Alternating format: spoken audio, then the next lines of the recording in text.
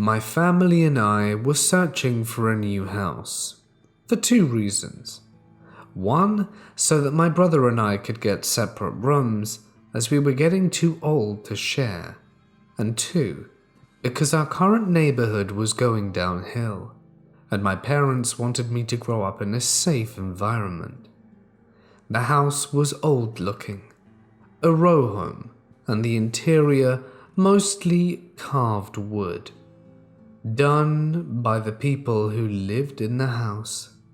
We spoke to the owners, a husband, wife, and the husband's dad, an older man who had an oxygen tank and couldn't speak. He, in his youth, had been a wood carver and done the house interior, as well as teach his son the trade. The father had done a lot of woodwork in the living room and floors, while the son had made at least some cabinets in the kitchen. Charming 12-year-old me spent some time speaking to the owners, and they seemed quite smitten. This is the odd part of the story. My parents were in the kitchen speaking to the owners, and me and my brother wandered off in curiosity and hid in the porch closet. My parents called to us when it was time to go, but we didn't answer. They left without us and began walking down the street. The wife opened the closet and told us that she'd seen us going in there and didn't want to rat on us, but we'd better catch up with our parents, and sent us off with a smile. We did just that. It wasn't odd or creepy at the time. It was nice. I presume she whispered to our parents where we were, and that they knew that we'd be fine. But I don't know. It's only now, when looking back on it, that it seems odd, but not altogether pertinent to the story. A short amount of time passes, and we return to the home to close the deal. Apparently, my parents offered less than the owners wanted, but it was still an acceptable amount. The wife, during this meeting, asked me if I was excited to have my own room, and of course I responded yes. And she then implied that she would love for me to have my own room, and so the negotiations went into full effect. My parents would later say, perhaps to be nice, the house was only sold to them because the wife said I deserved my own room, which I thought was super cool at the time. My parents showed me upstairs, and the room that would be mine. It was quite small, about the size of a pickup truck, but my parents implied they'd make it bigger. It was a basic room, and in fact belonged to the silent father of the husband. At the realtors, the wife implied we should leave the room as it is. This worried me, and I sat quietly upstairs in my room, and sad that it would remain small. In the car on the way home, however, my father told me not to worry. It would be our house and we could do as we pleased. He would later change the upper flooring, combining my room with a closet and a bathroom, and shifting things around as such so that my room would be larger. As soon as we could, my dad started working on the house, and we stayed in our old house packing up and getting ready. It was close to Christmas, and my father was determined to get us home by then. He did, and it was early December when we finally moved in. The work that had to be completed was the upstairs, so we all had bedrooms and could sleep there, but overall there was still work to be done. Typically, a house makes noises, especially a new one with construction, but all the noises seemed to originate from the area where the parlor and dining room met. It sounded like a shoe squeaking against hardwood floors, which the whole middle floor had. The middle floor being where the parlor and dining room and kitchen were. There was the upstairs where the bedrooms were, and a basement that was mostly storage and where the washing machines lived. The washing machines were located in the back under the kitchen. There were noises and scratchings around my room, which I tried to ignore, but were frightening to 12-year-old me in a new house, in a room by myself for the first time. and after this event, everything got worse. All hands were on deck to redo the basement. My father, brother, and I began to break up the walls, as inside them there were what seemed to be filler, but not in massive quantities. It had chunks of rocks and old newspapers, which we showed my mum out of curiosity. But then we found something different. Located in the wall in a section of the house just under where the parlor and dining room met, we found a photo. A sepia photo of an older woman just older than me. Now younger. She must have been in her 20s. It had a thin but wide cardboard frame around it. The woman did not look happy, but that was to be expected as smiling wasn't a normal thing in the time of these pictures. Her hair was up in a bun, and her dress was dark and poofy. The size of it was slightly smaller than a postcard. This, of course, we showed to my mother, which she decided we should keep because of how cool it was, and we kept it in the kitchen leaning against a flower pot. The kitchen was below my brother's room, and above the basement section of the house. My mother also reminded me during this time, the piping problem led to the toilets overflowing several times. The next morning there was a problem with the water. It wasn't flowing right, and we tried to solve it to no avail. We called a plumber who wouldn't arrive until the next day, and the morning of the next day in the washing section of the basement, the pipes in the walls had burst, and the walls were leaking. We didn't know this at the time. We originally only saw the leaking walls and were wondering what happened. It was a relief the plumber was coming, as he snaked the pipes and found a large piece of brick inside them. No explanation how. We weren't working with bricks, and it didn't match up to the house. He told us, however, the piping in the walls and the one with the brick were not directly connected, and thus the two had developed issues independently. The house was continually full of noises, typical of a new house. However, sometimes my father would pass out on the couch after working so hard. This, of course, after a beer or two and several cigarettes. His sleeping pattern would be interrupted by empty beer cans hitting the floor in the kitchen. He said that sometimes he would push the beer cans deep into the trash, only to have them later that night crash onto the floor. They weren't just sitting on the top. I only ever experienced this event once, and can assure you the trash was not filled up to the brim, and even had a lid on the can. So the beer had to have been at least 8 inches in to travel up and get over the lip to get out. My dad, despite this, didn't believe in paranormal things and is pretty dedicated to his religious beliefs, but also does not deny to this day the events. My mother was stressed by problems we were having with construction, and Christmas coming, so she bought a small statue of Mary, in hopes to bring joy to the house and have the Lord bless it, which she placed in the kitchen next to the picture of the woman. The next morning, the statue was found on the floor. Mary's hands were broken off, and she was across the room, and she'd travelled at least 24 inches from the window's ledge, and the hands a good 7 feet from the ledge. My father found this and repaired the statue with superglue, but at this point, almost jokingly, my mother, brother, and I blamed the picture and began to research the house. We pulled up no information that was conclusive of an identity, but did find one woman's nickname. It was the name of the wife of the father of the husband who sold us the house, the man who was sick and couldn't talk. He had been the owner before his son, along with his wife, Catherine. So to make that clear, the father of the man who sold us the house, he and his wife were the only prior owners we could locate, or at least that's as far back as we could find. No proof that the photo was of her, but the timing would add up. The father was in his late 80s, and we met them in 2005, and the photo was of a woman in perhaps her 20s, so we're talking the photo being taken in the 50s, and so the time would add up. But as I said, no evidence.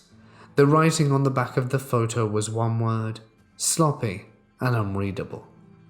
My brother's ceiling began to leak due to snow. His room was above the kitchen, above the photo. We've yet to properly repair damage from that till this day. We noticed all the activity was either above or below the photo. My mum wanted a priest to come out, and this is where my father's faith shook a bit, and agreed that my mum wasn't totally crazy for wanting it, but he still didn't believe it was the photo. He was skeptical, but was no longer frustrated with our obsession over the photo and the odd events. It was Christmas time, and the priest was busy, and said he would come back another time to bless the house. I snooped around and found my Christmas gifts in the basement, as that's where my parents had hid them. Christmas Eve night comes, and I'm in bed, wide awake with anticipation. I hear my parents go slightly up the hall to my brother's door to listen for noise, then to my door, then to his. They kept roaming the halls to check on us and to move the toys, but I soon noticed they weren't going down the stairs with them, and the gifts weren't on this floor. Eventually, noises stopped. In the morning, I casually asked my parents about it, and they, still slightly trying to deny the real magic of Christmas, said Santa had a hard time pulling the gifts out, considering the kids kept walking up and down the hall trying to spy on their gifts. My brother said he heard the noises too, and thought the same, that I was trying to spy on my gifts. I told them it wasn't the case and that it wasn't me. My dad seemed to not believe me. He thought I was spying, but my mother was more convinced. In later years, they revealed all the toys were in the basement, and that it really wasn't them in the hall. Christmas night, I woke up late with my toys. I couldn't sleep. It was early, maybe 2 a.m., when someone came to check on me. I could hear and see the doorknob rattle so slightly, like someone was trying to get into the room without waking me. The door was locked and I whispered, "I'm still awake, Mum," but no answer, and I didn't hear anyone walk from the door, nor did I hear anyone walk up to it. I opened the door and my parents' door was closed. They were asleep. This was one of the only nights I was awake late, and my brother reported similar goings-on, and that he often heard someone walking up to his door. He said it mostly happened between 3 and 5 a.m., at the time when little me was fast asleep. In fear, he had brought a knife from his friend. He's only 3 years older than me, so he was about 15 while this was going on. The priest comes in early January, and we describe the events. I don't remember too much of what he said, except that he had an exchange with my mum, where she told him what was going on.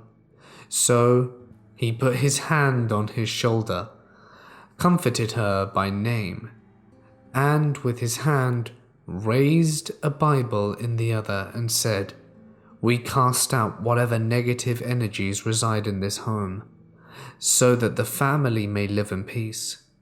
He finished by a sprinkle of holy water. He did this in several places, but I only remember him specifically sprinkling it in one wall. Before he left, at my mother's request, he gave her a Mary magnet to replace our broken statue which went on the fridge in the kitchen. In the morning, I went down for breakfast and found the magnet missing.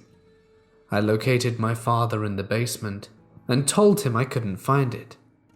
He said not to tell my mother, but he found it when he got home from work, as he started working midnight shift, which made it even harder for me, her and my brother to be home at night. It was on the floor, broken, hands off. For the record, the fridge was across the room from the photo. He had it there and wanted to repair it as well, but said he couldn't find the hands. We have no pets, and no one in the family would break property like that. It never happened, before or since, and my dad told my mother, and my mother wanted the priest to return. But he said he couldn't do it, that he was busy and not to worry. My father was upset. He didn't know what to believe, but he only expressed frustration with the fact that his family didn't feel safe. He didn't want to miss work, but my mum didn't want to be in the house alone at night, and selling this new house would cost them a lot, which wasn't really an option. Noises continued, and my brother was increasingly upset, saying he didn't sleep much. It was during this time that my brother changed. It's a private and touchy subject, and likely nothing to do with it. But due to insomnia and depression, he turned to an alternate means of coping, and has never been the same since. These decisions were made during the time the photo was present in the house, located under his bedroom. My mum was the first one to point out only a few weeks ago, and my brother did, however, say in times of clarity, the noises kept waking him at night and were a major problem for him. Late January, school. They wanted us to do a project on spirits and ghosts and talk about our feelings with them. As I remember, it was a mostly anti-ghost agenda, as they weren't considered part of the religion. I brought in the photo with my story. My mum was hesitant despite the terrible goings-on, as we were equally fascinated by the events. I made the teacher promise to give it back after my presentation, and the paper was graded. I told my class the story, a group of 12 and 13-year-olds. As this was late January and my birthday had just occurred, they were shocked and asked many questions, but my teacher didn't believe me. Long story short, the photo was thrown away, possibly on purpose. My mum had thrown a fit at the school, but there was no way to retrieve it. She told them my story was true, but the school with their religious ways didn't understand why we'd want it. We eventually got on with life, stopped talking about the photo, as it was gone. With the photo gone, the house grew quiet. A month or two later, George, husband of Catherine, the woman we believed to be in the photo, passed away. He was old and sick, so it wasn't sudden, but odd to us. His wife had obviously passed many years ago. My mum wondered if he'd died of a broken heart, having moved out of a house which the interiors had been primarily built by his own hands or his sons. Nothing more ever happened. We still occasionally get mail for the deceased old man. This is all the information I have, and I'll say this. I don't know what you think. All these years later, everything seems odd, but not impossible. I don't go around screaming my house was haunted. I still don't say it. All I say is this. It happened, and I thought I'd share it here, because it's worth telling.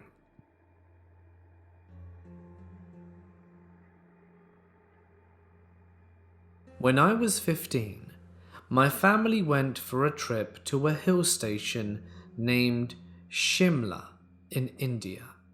We booked a suite in a hotel in which the master bedroom had a glass platform of about 8 by 8 sticking about 2 feet outside the room over the valleys, which were hundreds of feet below us. Being an adventurous kid, I slept on that platform, the one that overlooked the hills and valleys. My dad slept on a bed, and my mother and sister in the other bedroom. It was around 1:30 at night. I was sleeping on my side facing the glass, which was around 3 inches from my face, and suddenly I opened my eyes to see a woman looking at me intently from the other side. I still remember her face was totally pale, her eyes dark, with black hair and a type of dark cloth on the body. I could only explain her gaze as of a lion before it jumps to kill its prey. It took me 3 to 4 seconds to realize where I was, and that this is not some human looking through a window, but some entity floating outside my room. I shouted as loud as I could and pushed myself back so hard from the glass, I ended up hitting the other end of the room by force. My dad woke up, turned all the lights on, but there was no one to be seen. That was the last time I ever slept with my window shades open in life.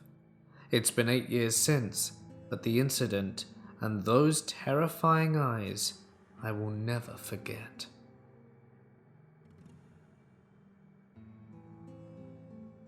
Personally, the last half of 2017 has been pretty exhausting. The most draining part, both emotionally, physically, and financially, has been the laborious task of moving my father into an aged care home facility due to his rapidly advancing dementia. He lives in Tasmania, where I grew up. I am currently living and working in Brisbane, which is about 2,500 kilometers north of Tasmania, or 1,500 miles for you Imperials. I have been making the 3.5-hour flight down to Tasmania about twice a month to sort out my dad's situation. I have been busying myself by fixing up his empty, dilapidated home in order to prepare it to be sold. I moved out all of his furniture and belongings, save for a pile of blankets and pillows that I turn into a makeshift bed on the floor while I'm visiting. The house is situated in a semi-rural area, surrounded by overgrown trees and bushes. It's an old house. It's damp. Everything creaks, and there is currently no electricity, which makes the nighttime very creepy. The house itself is also not very secure. No alarm system, the doors have locks, but a forceful nudge will pop the door open. I flew in on Christmas Eve in the late evening, picked up my hire car to make the hour-long drive down to the house. I stopped in at a mate's place who lives about 10 minutes from my dad's to have a few beers and shoot the shit about the year that just passed. After a couple of hours, I realized I had probably surpassed the legal blood alcohol limit to drive. My mate's legendary wife dropped me off at my dad's and offered to come back in the morning to pick me up and go back to their place to get my car. A true Christmas miracle. I entered my dad's house around midnight. Inside the house was pitch black, and in my slightly drunken state I flipped the light switch on, and nothing happened. Oh yeah, that's right. No power. Using my phone as a light to navigate my way through the house over the creaky floorboards, I noticed that some of the tools that I had left lying around inside the house had been stolen. I sighed and accepted the fact that it was my own stupid fault for leaving them out in an unsecure house. Some kids probably noticed that no one was living there and took advantage of the situation. It was unsettling knowing that someone had been here, but I didn't bother calling the police over a hammer, wrench and screwdriver that came to a grand total of about $16.50. Good news was the big toolbox which I kept locked up in the laundry cupboard that houses my more expensive power tools was still there intact. I studied the padlock and the space around it. It looked pretty scratched up and dented, like someone had crudely attempted to prise it open. Nice try, dickheads, I said aloud to myself. The toolbox is very big and heavy, and too big for one person to carry it, unless you're Andre the Giant. Exhausted, I went into one of the furnitureless bedrooms and made my makeshift bed out of the blankets and pillows. I couldn't get comfortable, and it was taking me a while to drift off to sleep. As I was laying there, I could hear the gentle rustle of the wind through the trees. I could also hear what sounded like the unmistakable crunch of boots on the gravel driveway that went up the side of the house. I tried to listen harder. Then there was a loud gong sound of something solid coming in contact with the metal railing that leads up to the back door. This makes me sit up wide-eyed while my heart rate starts to increase. Maybe it was a wallaby or a possum. I sit there, as still as possible, just listening. I can hear the sound of the trees in the wind and nothing else for a few moments, and I start to calm down. This is then interrupted by the pop and squeak of the back door being pushed open. Shit. I freeze, not knowing what to do. I could hear the footsteps creaking through the back of the house, and I hear the laundry cupboard being opened. I was at the other end of the hallway, but I could hear whispering. The only words I could make out were, "Shh, quick, there." I pull myself together and pull out my phone and call the police. I chat to the dispatcher while burying my head under the pillow to muffle my voice. I explain the situation to the dispatcher, and she says the police are on their way. While this is happening, I can hear a chink sound of what I'm assuming was the lock of the toolbox trying to be broken. The dispatcher suggests that I lock the door of the room I'm in. I agree, and as I slowly pad over across the room to the door, one of the floorboards creaks so freaking loudly. I freeze and hear dead silence from the laundry. They must have heard. After about 30 seconds of standing still, I try to take another step and get yet another high-pitched creak. But this seems to work in my favor, because I hear my new house guests scatter away out the back door. I lock the bedroom door and tell the dispatcher that I think they've left. She tells me to stay put until the police arrive, and I tell her that I'm more than happy to comply. After 5 minutes later, the cops arrive and the dispatcher bids me farewell. The police did a search of the area and found nothing as expected. They had tried to break open the toolbox. One of the cops says, "Why didn't they just use bolt cutters?" Amateurs. And we have a little laugh. I explained to the police about how when I came home some of the tools that I left lying around were stolen, and that the toolbox looked like it had already been attempted to be broken into. Upon hearing that, the other cop stated his theory of how the events took place. They probably broke in earlier tonight before you got here, grabbed what they could, and tried to open the toolbox but couldn't, and then left to go get something to open it with. While they were gone, you came home, and then they arrived back here to open the toolbox. I doubt they were dangerous, probably just kids. Good timing, I think to myself. I'll make a report and that's that. I stayed up until sunrise and then decided to get a couple of hours sleep until my mate's wife, Lucy, came to pick me up to collect my car. I asked if I could keep my tools at their place for safekeeping, to which they agreed. I drove down to my dad's old folks' home and had Christmas lunch with him and his new elderly buddies. The following day, I go to the hardware store and purchase some newer, sturdier door locks.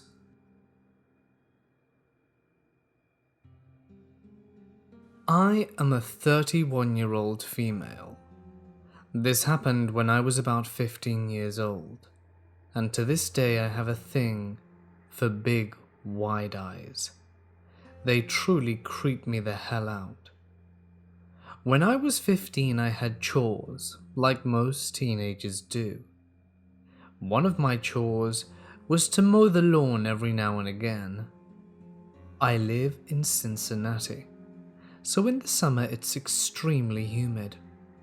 On this particular day, I was mowing the grass. I was wearing shorts and a crop top. I mowed the front, and that was that. Now at the time I lived off an extremely busy street that ran through my little town. A few weeks later, my mum and dad decided to sell the boat we had sitting in our driveway. I lived in a little town about 35 minutes away from downtown Cincinnati, and it was in Claremont County. So on the day this happened, it was just my mum, my little sister who was 6 at the time, and myself. My dog was there too, but she was a miniature pinscher, so her bark was bigger than her bite. It wasn't her fault, she was only like 6 pounds, so she tried. So I hear my mum shouting for me, asking if I knew who drove the red truck that had just pulled into our driveway. I told her I didn't. She says maybe he's here about the boat. So her and I are looking out the door window. We had one of those wooden doors, but it had glass at the top so that you could see out directly. And also that means you can see in directly. So we're watching this man, and he's not moving. He's just staring straight ahead, and begins revving his engine like he's going to ram through our family room bay window. My mum knew something isn't right. She steps outside onto our porch, staying very close to the door, and yells, "Excuse me, sir, can I help you with anything? Are you interested in the boat for sale?" He proceeds to rev his engine louder still. My mum quickly grabs my sister and me and puts us in my bedroom and tells us to lock the doors and to not come out regardless of what she hears. I grab my little dog and am holding the dog and my sister. Then I remember that the sliding office doors are all open and unlocked. Only the screen doors are closed. My mum had an extension built on the house as a home office because she was a realtor. So I began to think, with so many open ways, my mum can't do this alone. I opened my bedroom window, which leads to the backyard, which we had a huge privacy fence, so I knew that she'd be safe with the open window.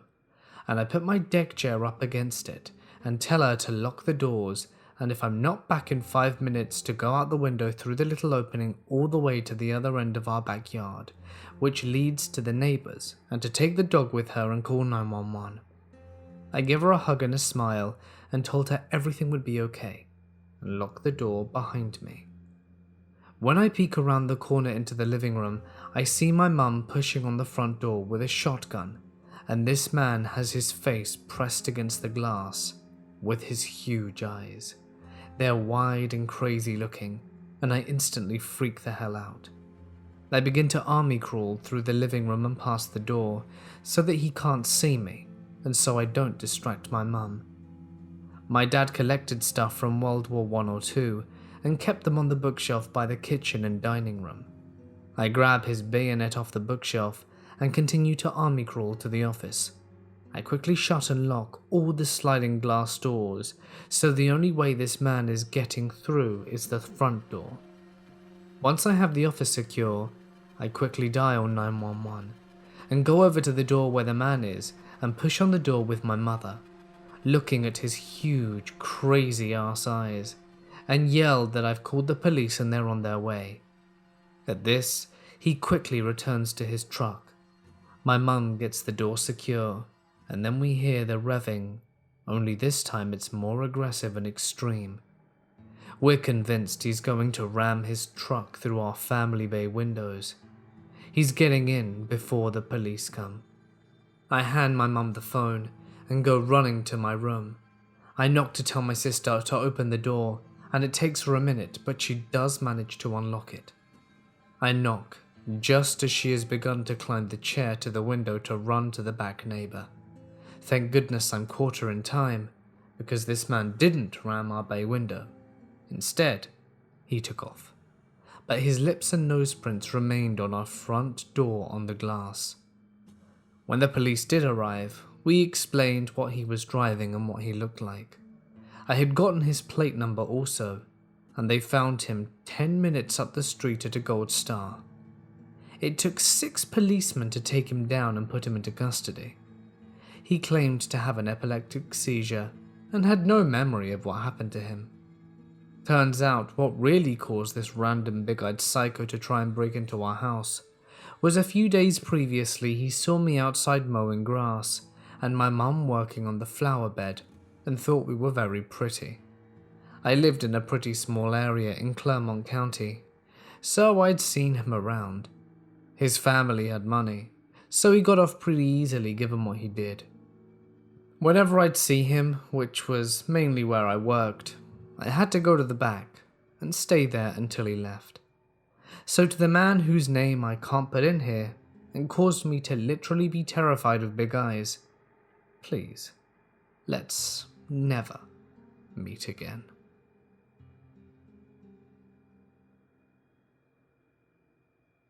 This happened to my very close family friends on Christmas Day a few years ago. I used to babysit for this family starting around age 12, and I later house and dog sat for them months at a time, all throughout my 20s. This story is particularly creepy for me, because I have spent a ton of time alone in their house. So this family is enjoying a stereotypical Christmas Day evening in the family home. It's a drizzly, wet, foggy night outside. It's a large family, and the kids are all grown and in their mid-20s to 30s, most with jobs out of state, but everyone has come home to be together for the holidays. Siblings are busy playing with Christmas loot. TVs are on, Christmas music is playing, food is being cooked and eaten, and there's a lot of laughing and talking. This persists for many hours. The youngest daughter spots her dad standing in the middle of the courtyard outside in a black hooded sweatshirt. The hood is over his head, so just his mouth and chin are visible, and he's just looking in the house. She casually calls over to her mum, who's in the kitchen, to check on Dad, because it seems he needs help with something in the yard. Except, Mum said, Dad's in the bedroom taking a nap.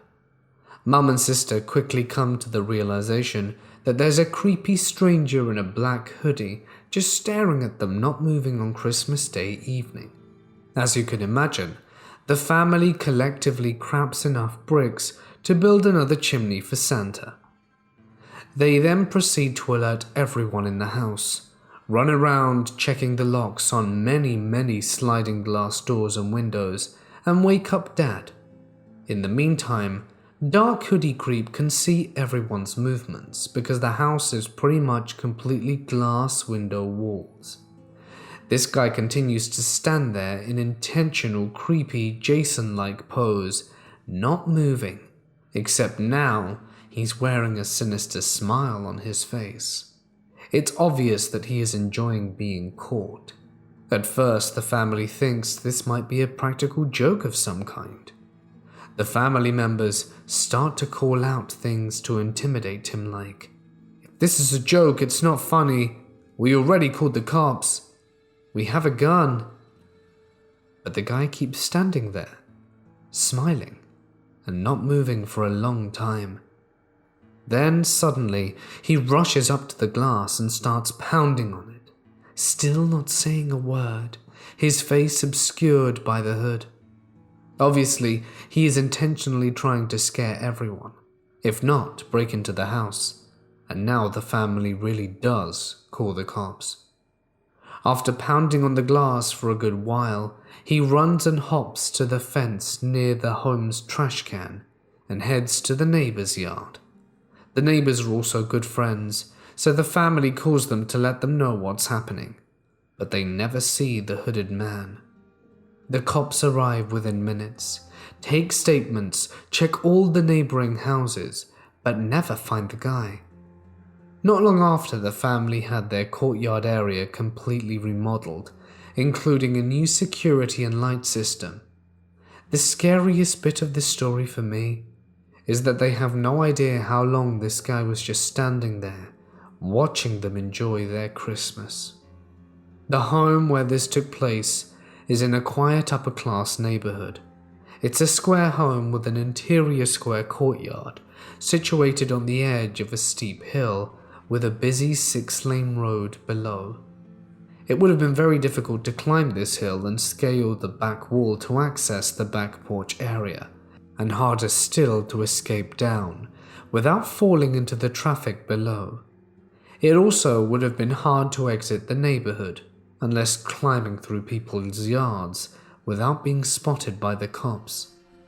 The home is angled in such a way that the wind blows right through it, causing creaks and draft sounds on even mildly windy days. A rustle or crunch sound would most likely be ignored. The home's layout is similar to many traditional Japanese homes, with sliding doors attached to each section of the house, leading to the square middle courtyard. Except rather than wooden panels or screens, this home is all sliding glass window hallways. The home is beautiful, but they have some creepy art, and has a floor-to-roof iron gate which is impossible to climb over, and a wooden gate, possible to climb, leading to a trash can and storage area adjacent to the neighbor's wooden fence. These are the only accessible points to the central courtyard. My conclusion is this guy must have been a crazy ex or school friend playing a prank on one of the now adult kids. But many years have passed and it was never revealed and seems unlikely. Perhaps this guy just had mental problems or was a peeping Tom. Or maybe this was a Home Alone type situation, where the guy was squatting in nice homes counting on the fact that people wouldn't be home for the holidays, and possibly decided to have some fun with this family once he spotted us. I seriously doubt this single guy was actually planning to take on a family with 6+ adults. I've not stayed alone in the house since, as the dog I used to watch passed away some time ago, but I'd love to hear your thoughts on this chilling experience.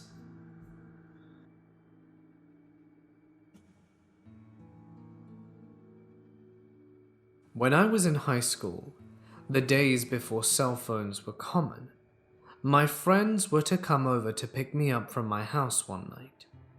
We had made plans at school for them to pick me up at 7 p.m. At 6, my parents had said to come with them to do something, and I totally forgot to call my friends to tell them. They came to my house at 7 and called the house phone with no answer. There were 4 of them in the car, and they all told us the exact same story. They said that they were about to pull out of my driveway, but they saw someone peek through the blinds from the bedroom on the top right. That was my room, so they assumed I was messing around. 5 more times, they said that someone would peek through the blinds, and a few times they even saw the person's eyes. We got home at 7:10 to 7:15, and they were still on our driveway. One of my friends came over and said they thought that I was messing with them. They then asked me, "So who's staying in your room?" I told them no one. "So who's home in your house right now?" "No one." Their stone-cold faces told me that they had seen something. At first, we all thought there was a burglar, so we called the cops. They came and inspected the house. There were 0 signs of a break-in. Nothing was touched, nothing was stolen, and our house had an alarm on it, so there's no way someone could have come into the house without setting it off. My friends, my family, and the cops all kind of stood around for a few minutes, trying to make sense of the situation. My friends swore up and down, and still do, that they couldn't have imagined what they saw. All 4 of them saw the same things, and it wasn't a particularly dark night, so their eyes couldn't have been playing tricks on them. To this day, none of us can make sense of that situation.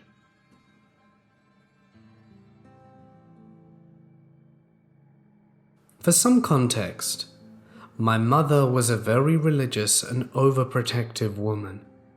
Because of this, my oldest sister rebelled in her teenage years by drinking, smoking pot, and dating bad boys. My sister became the black sheep of the family, and even when she did good things like win an art contest become a manager of a local fast food restaurant, got her own apartment, and fully supported herself at 19, she could not win the approval of our mother. At that point in her life, my sister was getting tired of dating jerks who left her broken-hearted and with low self-esteem. My mother believed my sister could get on the right path if she just found a good and decent husband. Yes, this was my mother's mentality. Disgusting. My mother insisted that she set my sister up with the right kind of guy, because clearly my sister was incapable of choosing a partner herself. Surprisingly though, my sister agreed out of desperation and loneliness, and soon enough my mother announced that she had a friend whose brother was the right kind of guy. He was a good-looking youth minister and loved kids. Oh, and the only catch was that he was a bit older. 33 years old. What 19-year-old girl wants to date a 33-year-old? My sister immediately said no way. However, my mother persisted and begged my sister to just go on one date and give him a chance. My sister agreed, but she would only meet him if it was a group thing. We ended up going bowling as a group, me, my older sister, my middle sister, and this guy, and he had brought along his 14-year-old niece. As it turned out, he was quite handsome. He had blonde hair, a golden tan, and was fairly muscular. He was very friendly and outgoing. My sister was smitten right away. However, throughout the evening I got some weird vibes from the 14-year-old niece. She was very clingy with her uncle. She either had her arms wrapped around him or sat on his lap the entire evening. This seemed a bit inappropriate at her age. She also made some strange comments to my older sister, such as, "If you date my uncle, then I guess I won't be able to spend as much time with him."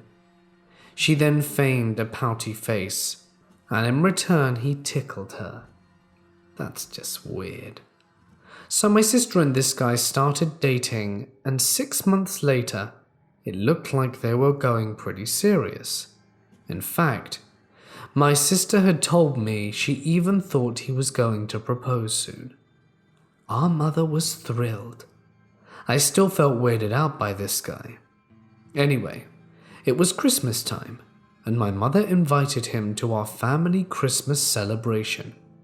This was monumental. You never brought a boyfriend or girlfriend to family Christmas if it wasn't serious. My sister was the happiest I have ever seen her. At this point, I had just moved into an apartment which I shared with my middle sister. One evening, I got a call from my oldest sister's boyfriend. He made some small talk and asked me if I would be at family Christmas. I said I would. Then he asked me if I could assist him in picking out a Christmas gift for my sister. He said it had to be special, and he'd really like my input. I told him I was sure she'd like anything he selected, but he insisted that he come over, pick me up, and we drive to the mall to select something. First off, we lived in a really small town, and the nearest mall was 70 miles away. Secondly, I was still just 17 years old, 2 weeks away from my 18th birthday, and was not about to get into a truck and drive an 140-mile round trip with a guy I felt uncomfortable with. I made the excuse that I was going to the movies with some friends and would not be able to assist him, but I suggested that maybe he get her a necklace. A few days later, I was coming out of my apartment with a friend when a truck pulled up into the parking spot right in front of my door. The window rolled down, and it was my sister's boyfriend. I greeted him, and he asked again if I would go to the mall with him to help him pick out that gift. I swear at this point, the blood in my veins ran cold. I was very uncomfortable, and told him I was just heading out with my friend. He insisted she could come along too, but we declined, and he was almost to the point of begging. We finally began to walk off, waving bye and not looking back. My friend told me to tell my older sister about it, but I knew she was so taken with him that she would think I was just being paranoid, so I didn't mention it to her. Then, the night before Christmas, I had just gotten home from work, and as I entered the apartment I could hear my phone ringing. I did not get to it in time, so assumed they would call back if it were important. I didn't have a caller ID nor answering machine then, but just a minute later, the ringing started again. I answered. It was my sister's boyfriend. I really just wanted to hang up, but remained polite. He started off the conversation by telling me he picked up a gift at the mall. It was a necklace as I had suggested, and he said it had a heart-shaped pendant, and what I thought of it. That's great, I told him, as I thought my sister would really like it. But then he began to stumble over his words and said, I have something to tell you. That necklace isn't for your sister. It's for you. I was silent and unsure how to respond. He continued, Actually, I have a secret. I'm gonna break up with your sister tonight because I'm not in love with her. I'm in love with you. This whole time I just wanted to be closer to you. I wanted to throw up. I hung up the phone and had no idea what to say other than shout profanities at him. This sick creep was more than just interested in younger girls. He was going to completely shatter my sister's happiness. I fretted for the next hour about what to do. Then finally my phone rang. It was my older sister. She was sobbing and crying. She was in hysterics, saying that her boyfriend had broken up with her and ruined Christmas. She said he told her he wasn't in love with her, and that's it. I couldn't tell her what he said to me. I didn't want to hurt her even more, but I did tell my mom and other sister, and we all agreed it was best not to tell her. However, my mother did ask his sister to tell him that I was a minor and to leave me alone. A couple of weeks later, on my 18th birthday, I got a phone call from the creep. He wished me a happy birthday and asked if he could take me out on a birthday date. I was so angry. I told him no way and that I was not interested in him. I told him I was furious about how he treated my sister, and I never wanted him to call me again. But he did call again, and again, and again. The last call happened to be in front of my oldest sister. I told him to never call me again, or I was going to call the cops. My sister made me tell her what was going on, and she was furious. She called him back and said, "Don't you ever call my little sister again. You stay away from her. If you do, I will hunt you down." She was fierce. She slammed the phone down and told me that I should have told her right away. I said I didn't want to hurt her, and she said I was more important than anything, and she'd make sure he stayed away from me. I think he did, although I did see his truck pass by my work a few times. What is probably the most disturbing thing about this guy is his weird relationship with his niece. She was 3 years younger than me, but she was actually taller than myself, and I looked much younger. Could he have been in an inappropriate relationship with his niece, and then saw an opportunity to be with a young girl who looked even younger, but was soon to be legal? It wouldn't surprise me. The only way he could get to me was through my sister, so he strung her along for his sick plan. It's very disturbing to know he was a youth minister. in a position of trust and around many children. I have no idea where the creep is now, but I really hope he's behind bars, wearing a jumpsuit.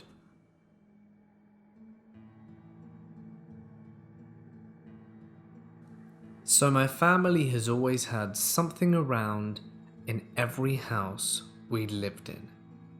So this house, the one we're currently in, has had some strange occurrences. Our beds would shake like a mini earthquake.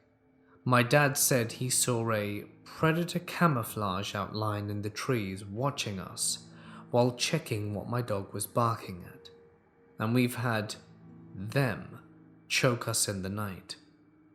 My sister used to crash in our living room when visiting from school. At this time I was unemployed and staying up until 4 a.m. every night playing video games. One night, I heard a loud gurgling, so I went to check it out with my dog, and my sister had tears in her eyes. She looked at me and points at the light, so I flick the switch, and she sits up gasping for air. I ask her what was wrong, and she didn't say a thing. She finally asked if she could use my bed, and I let her solely for being able to use the larger living room TV for myself.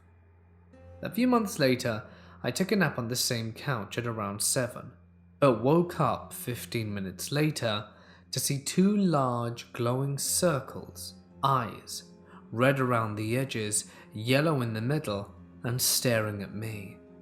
I feel something pull me to the armrest, not fully being enough to realize I'm in some serious unexplainable stuff, and could not speak, let alone scream for help. My right arm was slightly lifted, like it was putting me in a goddamn supernatural sleeper hold, but I had my phone in my left pocket and dialed my sister's number.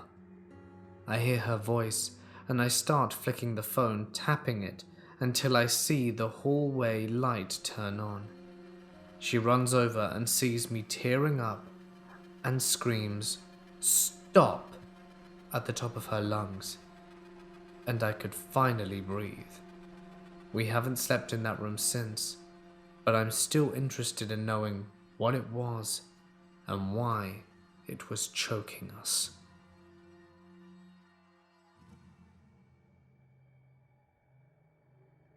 I was about 10 years old, living outside of Cincinnati, Ohio. Thanksgiving had just passed, and it was partially cold weather that year. I can't remember why my mother and older brother weren't at home at the time, but my father, a barber in the city, was upstairs preparing for work.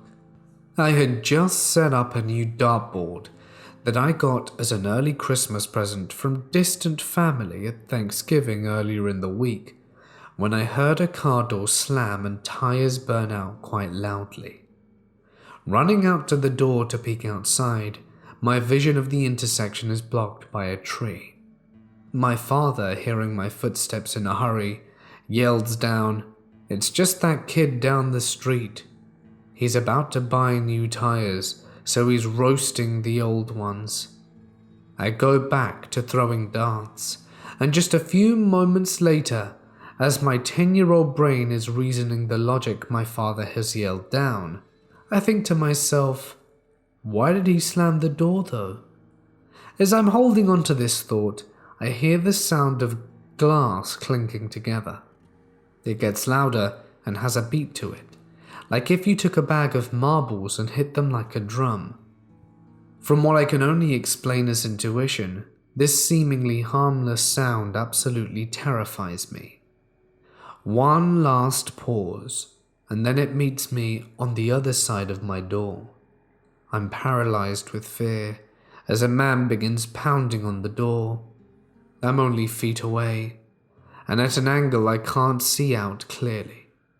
I scream at the top of my lungs for my father, and I hear him racing down the stairs as my ridiculous self is on autopilot, opening up the front door for some weird reason, and my dad lands directly behind me, having jumped down the last staircase due to my gut-wrenching scream.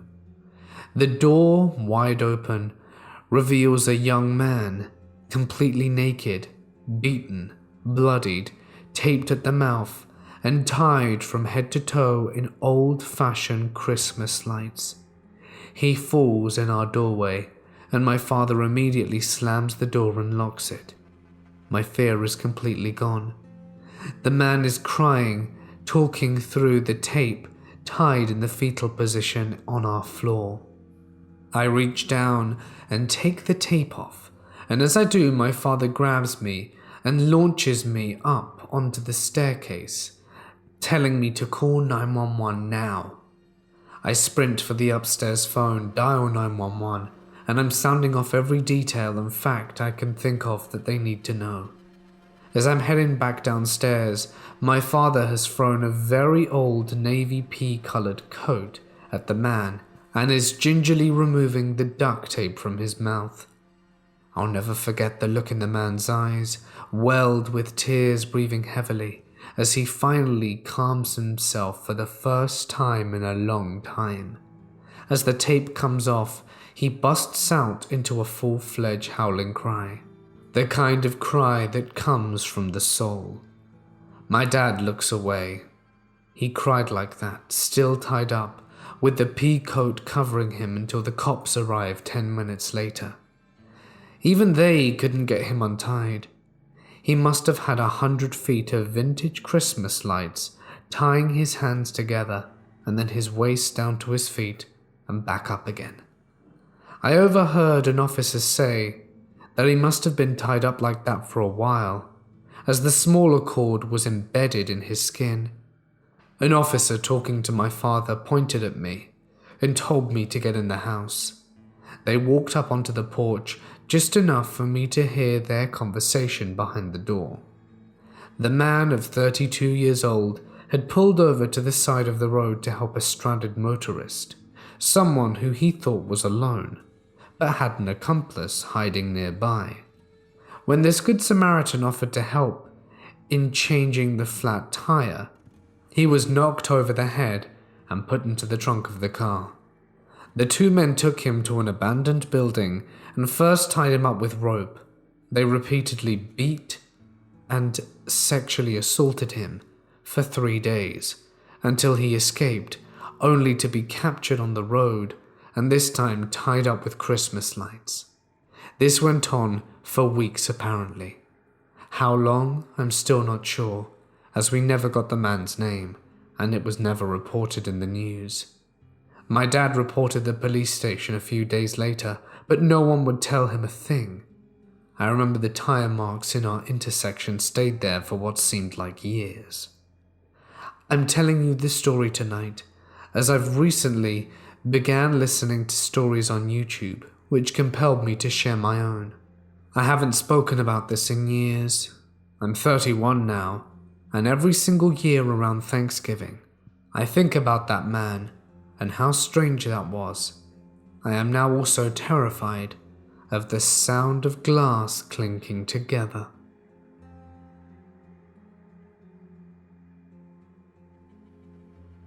I am a female in my late 20s.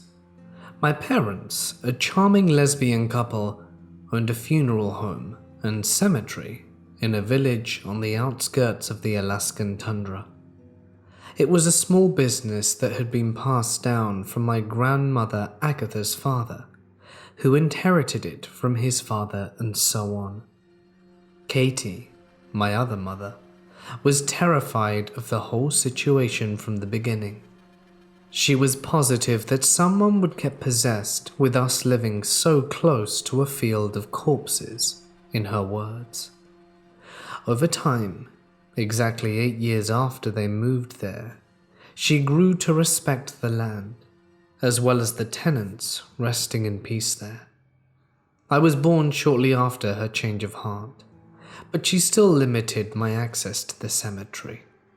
And while no one was ever possessed, we still had our fair share of terrifying experiences at our home and throughout the property. I went to a tiny schoolhouse every weekday from the time I could walk. Only 13 or so children lived in our town, so we were all educated in one room by a small group of teachers. Katie and her twin sister Gloria were two of these teachers. The three of us would walk to and from town every day, while Aga and her brother Cal took care of the property. It was a 20-minute trek, but on the occasional day without freezes, we got to take our bikes, and that was generally the highlight of my life. However, on this particular day in December, we had to walk. We were only at the school until about 4 o'clock that afternoon, but the sun usually set around 3:30, so we were shrouded mostly in darkness by the time we got up to the dirt road leading up to our property. I was about 6 or 7 at the time, and still used my clumsiness as an excuse not to walk up the path, muddied by snow. Glory had drawn the short straw and was giving me a piggyback ride up the hill. I was resting my head against her back and staring at the cemetery that was beginning to come into view around the paper birches and spruce trees. It was a sprawling field filled with an odd assortment of mausoleums, colourful tombs of Inuit and the Russian Orthodox citizens, and I was always entranced by the graves and tried to pick out the ones that I had yet to see. We were nearly to the house when I saw a figure standing in the far right corner of the cemetery. It was hard to discern their age or gender, but I could tell from the build that it wasn't Aga or Cal. Visiting hours ended at sundown regardless of the date, so I immediately pointed the person out to Katie. Most of the finer details are recalled by my parents and older family members, due to my young age throughout most of these events, but I can still clearly remember hearing Katie mutter, "Shit," quietly under her breath. She helped me off Glory's back and ordered that I go inside to tell Cal to meet them in the field. Without hesitation, I suddenly found myself as sure-footed as a bunny on the icy ground and sprinted the last 20 or so yards up to the house. I swung the door open and went into the kitchen where I knew I'd find Aga and Cal, and told my uncle to get the Trespasser. Groaning, Cal finished his cup of coffee, which was probably spiked with whiskey, and stood from the table. Angak Cal was a big guy, about 6'8", with broad shoulders and what I called Fred Flintstone fists. Basically, he could knock someone out without much effort, and he did so time and time again. He was insanely protective of his sisters and all of the other women in his life, Glory and Katie included. The entire town respected him and feared him at the same time. He was a nice home security system. Naturally, I was thrilled with this tiny bit of excitement in my normally humdrum life. When my uncle charged out the back without so much as a coat on, I turned my pleading eyes to Aga, who barely flinched at the activity. She stared back at me for only a moment, before sighing and motioning to the rack by the door. I grabbed her parka and helped her put it on as we made our way outside. Knowing that her wife was going to be none too thrilled with my presence in the cemetery, Aga picked me up when we reached the cast iron fence that surrounded the property. We could see Cal's giant silhouette approaching the tiny ones of Katie and Glory. The stranger was still a good 100 or so yards from us. "Let's hide and watch," I whispered to Aga, when I realized that Katie hadn't spotted us yet. For a moment, I thought my mother would shake her head and go to the others, but she surprised me by giving me a conspiring smile and ducked behind a mausoleum. We can get to Grandmother's grave if we're very quiet, she told me with a glint in her eye. She loved the graveyard and had spent her childhood playing in it, while also learning about her ancestors and the people of her town. She wanted me to enjoy it as much as she did. We hurried from grave to grave, pausing only long enough to make sure the others didn't see us. Katie, Glory, and Cal were moving swiftly as well, but they were too busy eyeing the figure, standing only about 20 feet from the large tomb that encased my great-grandmother, our destination. When we arrived at the tomb, Arga set me down, and we crouched behind the rocks and wood that surrounded Grandmother's altar. It was then that I began to feel nerves eat away at my gut.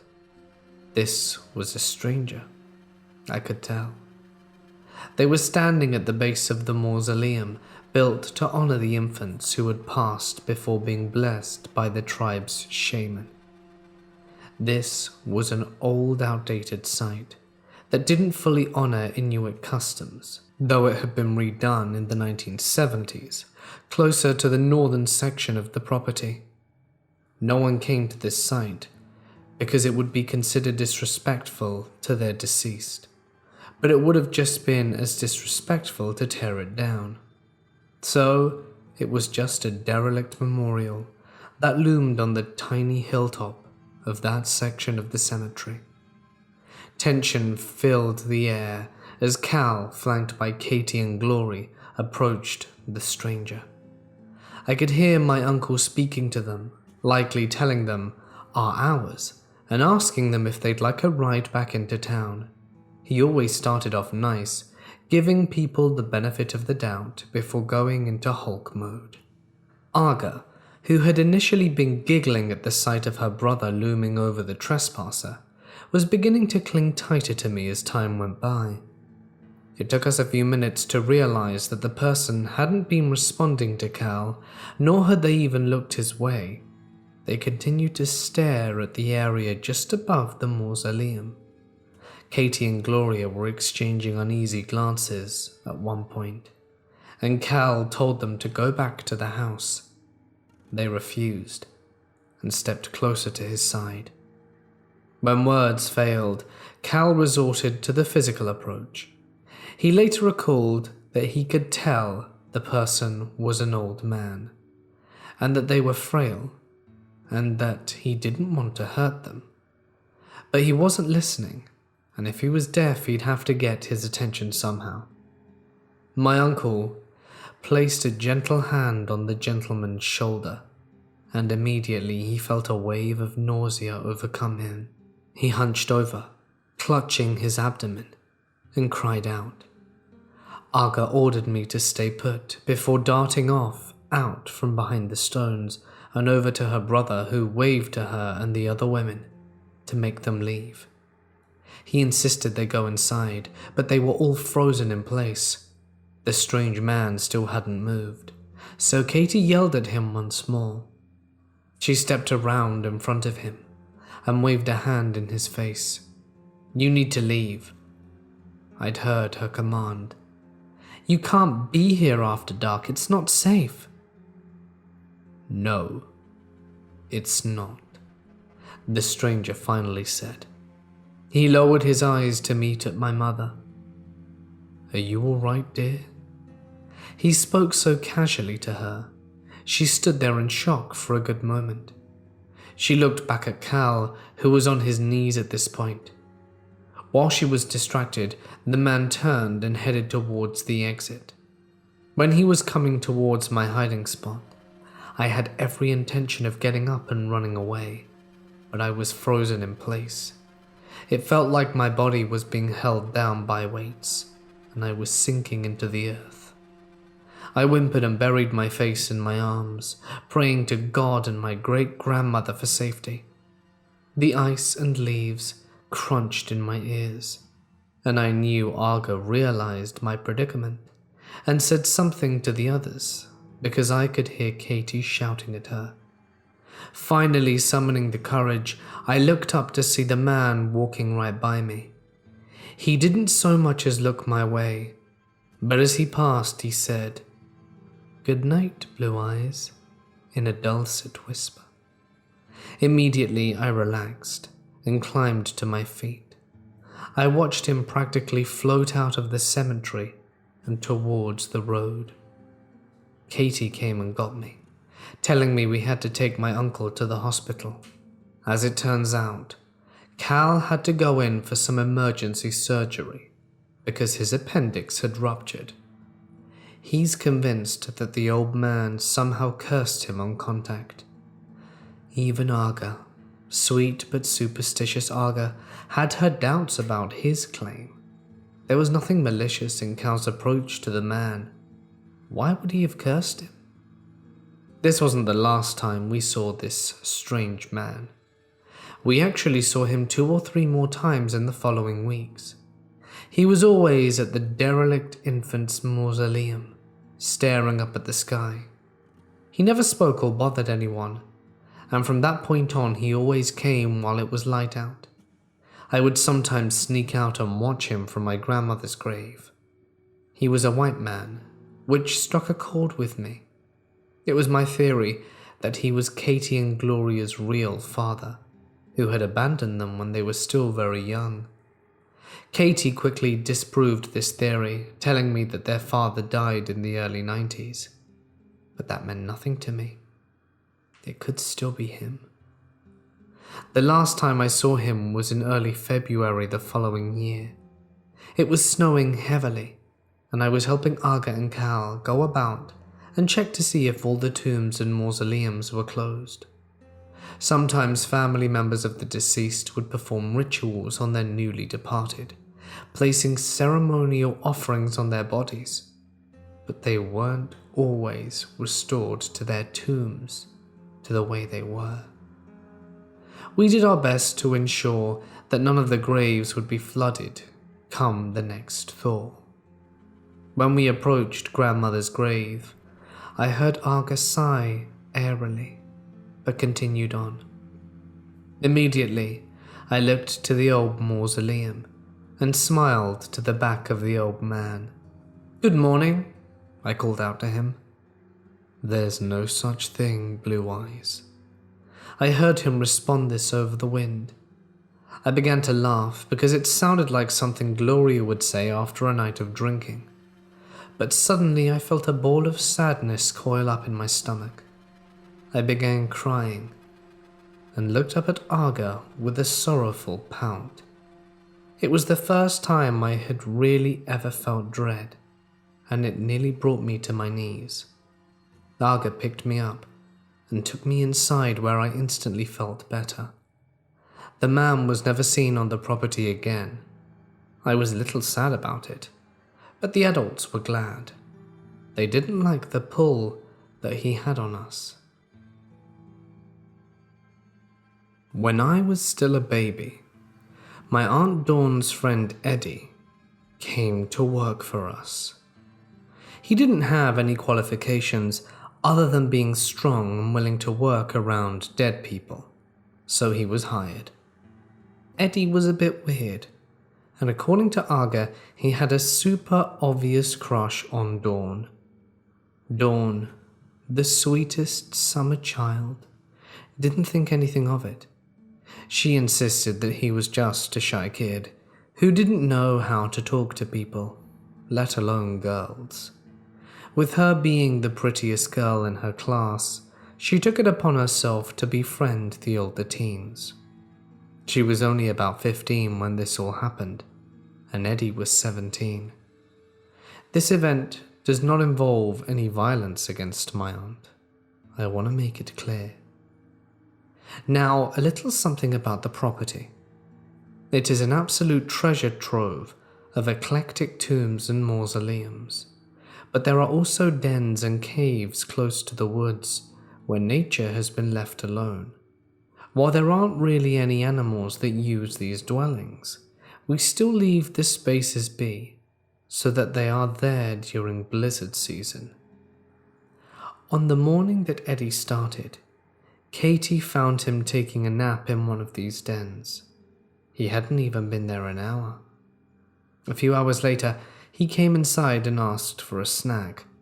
Though he hadn't done much work, Katie made him a sandwich, and when he'd finished eating it, she requested that he go into the funeral parlor and help Arga with inventory. He nodded and hurried into the doors that led to the parlor. When Arga came in less than 10 minutes later, Katie asked how Eddie was doing. Arga seemed confused, and when Katie told them what she asked the kid to do, she said that he'd never come in. The two of them went looking for him, and they found him sleeping in one of the empty caskets in the showroom. Fed up and slightly concerned, my parents asked if he'd gotten enough sleep the night before, and offered him the guest room for the rest of the day, and he could finish his chores the next day if need be. Eddie apologized and declined their offer. "It's just a hangover. I'm okay now," he admitted with his blank face and monotone voice. With that, he got to work. He helped Arga with the rest of the inventory, repaired the bulldozer, and even repainted the front gate of the cemetery. He was a model employee by dinner time. Dawn made him some stew and brought it out to him. I had been a pill all afternoon, crying and screaming because of an earache, and my mothers didn't want to subject anyone outside of the family to the horror. A few minutes after she'd left, Dawn came back in to get Arga. She said she could hear Eddie screaming but couldn't find him. The two sisters went out, and sure enough, there was no peace to be found inside or outside that evening. They tracked Eddie's shouts to the cemetery. That was the easy part. The graveyard was pretty big, and sound traveled funny there. Some places echoed, in other parts, the sound was muffled. Poor my grandfather always told me that the restless spirits in the quieter places, and that sound didn't travel much, as they needed a little extra peace until they found themselves. Eddie was probably pissing off a lot of spirits that day, because he was practically shrieking. Arga and Dawn split up first, searching the dens where Katie had seen him that morning, and then spreading throughout the actual tombs. After nearly 20 minutes, Dawn called for Arga to come over to one of the covered plots near the fence.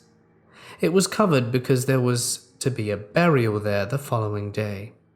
They didn't dig too far normally, due to the ground almost being frozen, but they still had to clear 3 or 4 feet to make room for the base of the tombs. My Uncle Cal had dug the plot a few days earlier, and he was going to come over the next day to help Eddie set up the rest of the site. Eddie was lying inside the shallow hole, holding his mangled knee to his chest, and screaming. Dawn was staring down at him, at a loss. She was small, and couldn't help this big guy if he wasn't fully coherent.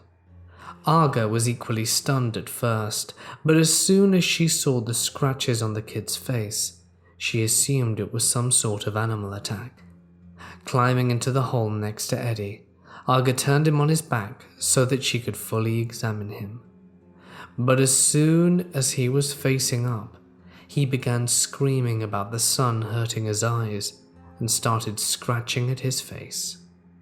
Arga and Dawn tried to calm him down, but when they failed, Dawn ran to get Cal from the house.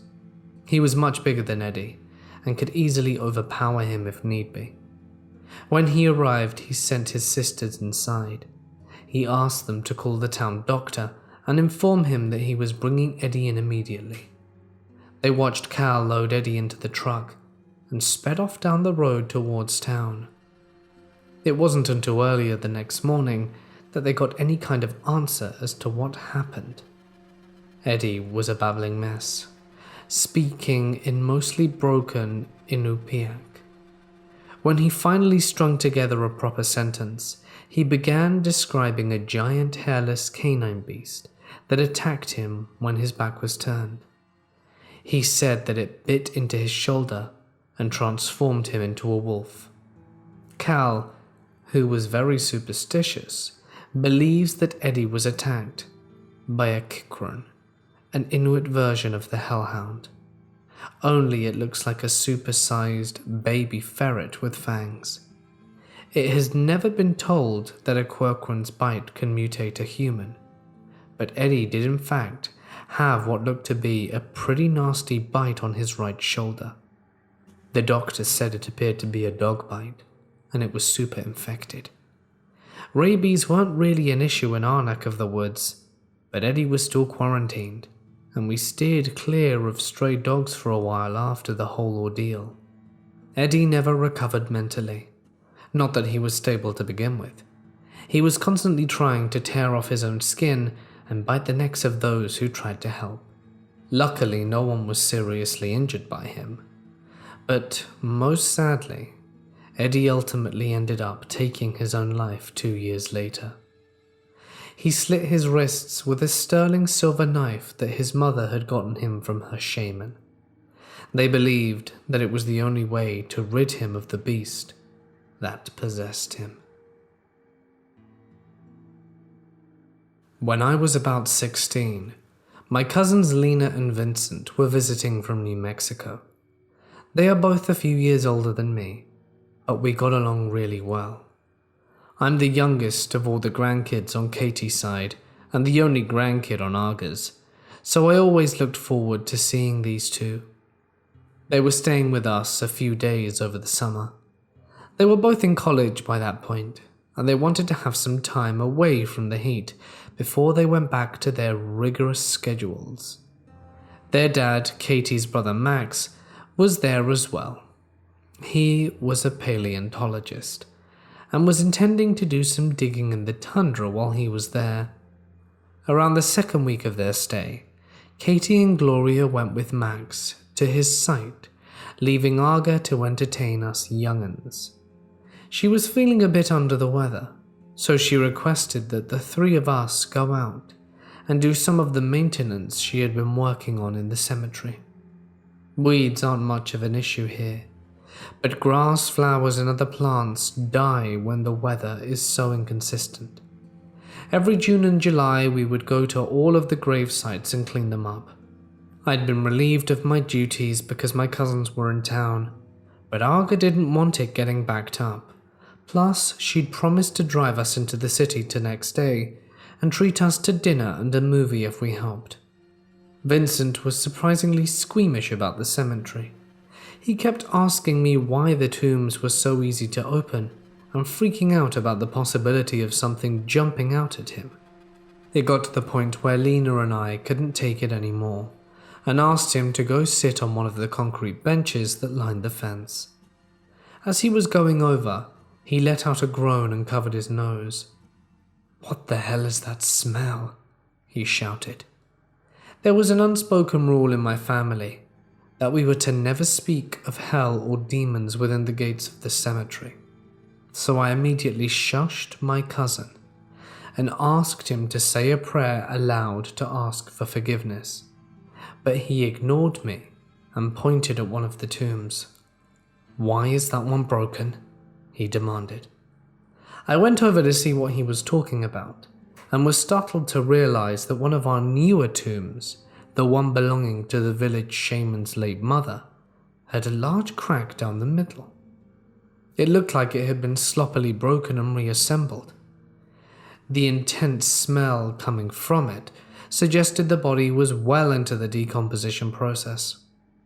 For some idiotic reason, I pulled my shirt over my nose and crouched down to further inspect the grave. I shifted some of the smaller pieces of stone to the side and peered into the hole I'd made. Of course, the first thing I saw was the old woman's rotten hand. She had died 2 months before at the age of 102, and her skin had been like tissue paper, so her bones were already visible beneath the remaining tissue. The rest of the body was connected, and everything that had been buried seemed to be there.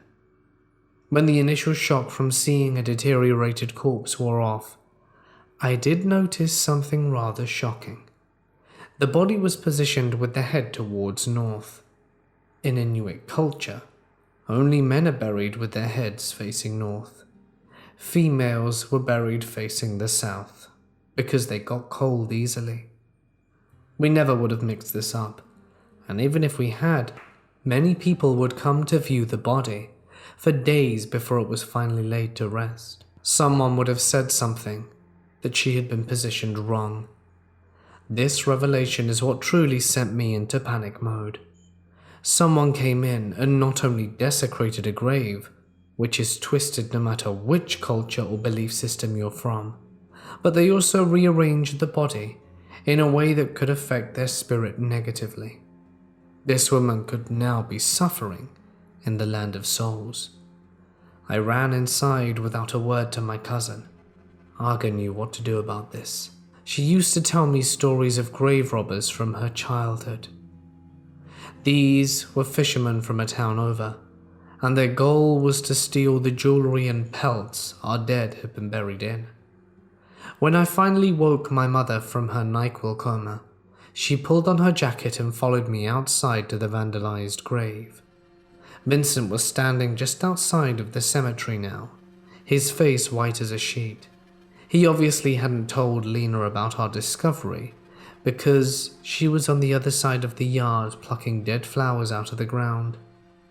Arga yelled at her to come and take her brother inside. When Lena waltzed over to us, she noticed Vincent was shaking and taunted him in a high-pitched voice. "Ooh, little buddy, did you see a ghost?" Arga shoved him towards the house and demanded that he pray for forgiveness. She then asked Lena to call the police in the next city over. Matters such as this had to be dealt with by a higher authority than the ones our town had to offer. Surprisingly, Arga allowed me to stay behind and help her examine it. I chalked this up to her being drunk on NyQuil. She was just stunned with the state of the grave and the body inside. Her experience prior to this had been in greedy white men who wanted quality ivory and labradorite jewelry. For some reason, that was easier to accept than someone deliberately dooming the spirits of those who were laid to rest. The police came along with the shaman of the next village over. The one in our town was unable to perform a proper ceremony due to his relationship with the deceased. We have all been assured the woman's spirit is at peace now. There were no suspects as to who desecrated the grave, and it never happened again, so the police didn't really follow up with us after that. As you can imagine, my cousins refused to go into the cemetery after that. As you surely now know, I was generally restricted from going into the cemetery by myself when I was younger, up until I was about 11 or 12. That's when I was glued to my parents' sides when we walked to the property. My Uncle Cal used to be the top candidate as my chaperone when neither of my mothers were available. He's a pretty solid dude, and he's willing to knock out anyone who poses a threat to me or anyone else in my family. One morning, when I was 6 years old, my mothers needed to be at the school to discuss an upcoming festival. Cal wasn't what you would consider a natural when it came to kids. He was so nice and did his very best when he was left to care for me, but he never really mastered the art of talking or playing with me. For example, on this particular day, he decided to play hide and seek. This wasn't anything new to me. I'd played all the time with my mums and aunts, but they always knew to go over the rules very carefully before we'd play. Stay in the yard, don't go into the cemetery, don't hide in any holes or dens made by animals, and always come out of your hiding spot when the seeker yelled, "Ollie ollie oxen free." Uncle Cal didn't know about these rules, and I wasn't about to remind him. I wanted to find a new hiding spot. If I had to crouch down inside one of the chicken coops one more time, I was going to scream. Cal hated to hide, so he volunteered to seek every time for the game. This was an added bonus. When I played with my parents and their sisters, I had to be the seeker all the time. I was slow, and they were competitive, so they didn't hold back when they got a chance to tag me. "You have to count to 100, I informed my uncle, as I led him to the shed that would be my home base. "And you can't peek." He nodded along and turned to face the wall of the shed. I was running before he even began to count. I wasn't going to hide behind a gravestone or mausoleum. Even at a young age, I knew how disrespectful that would be. But there was a patch of trees in the center of the yard that were calling me. I discovered it a few weeks ago, that one of the trees, an aspen tree, had a low-hanging branch that I could climb if I got a running start. Kids climbed one similar to it in the play area at school. I had joined in with them once, but my Aunt Gloria, who taught me at school, with my mum, Katie, was on playground duty that day, and she immediately made me get down. Without an adult to tell me no, and with at least 60 seconds left, I sprinted through the cemetery towards my goal. The tree that I have since named Eerie, after the Edgar Allan Poe poem, welcomed me with yellowing leaves and white branches hanging down like arms stretched out for a hug. I didn't hesitate. In fact, I picked up speed and lunged as soon as I was within reach. With what I can only call pure luck, I was able to grab onto the lowest branch and pull myself up on the first try. I was only 5 or so feet off the ground, but I felt as though I had climbed the Denali Peak. Knowing that I could still be seen in my bright blue jacket, I scrambled up a few more branches and positioned myself behind a large cluster of leaves that had yet to fall. By the time I was fully situated, Cal was done counting and had been moving about the yard for a few minutes. He checked in the usual places a 6-year-old may have hidden. Most of them were places that I had frequented in hide-and-seek of days past, and a few places he looked were ones I had never thought of, but catalogued in my brain for the next time I played. I could see him quite easily from my little perch, and I was able to laugh at him without fear of being heard, because he was nowhere near me. He was scratching his head and double-checking everywhere he'd previously looked before, and then went into the house to search. At this point I was getting sore, and leaned back against the trunk of the tree and waited for him to come out. The air was quiet, and I could hear the chirps of some birds nesting in the surrounding trees. If I hadn't been sitting on a narrow branch, sitting 20 feet above the ground, I would have allowed myself to drift off. But I stayed alert, hoping to see my uncle reappear soon. It was then that I felt a tingly feeling on the back of my neck. It wasn't unlike the sensation I got when my mums ran their finger through my hair or rubbed my back. Feeling relaxed, I glanced around and noticed just how still it was in this little oasis centered in the aunt cemetery. At this point, I was feeling rather euphoric. It wasn't until I was older that I found something that simulated a similar feeling. I wanted to find my mums. I had this overwhelming need to tell them that I loved them and give them a hug. I felt guilty for going into the cemetery and breaking their rules. I quickly began to climb out of the tree, and in the process ended up missing a branch and fell about 8 feet to the ground. Later on, I would learn that I broke my wrist and thumb when I landed, but somehow didn't feel the pain and just had to return to my parents.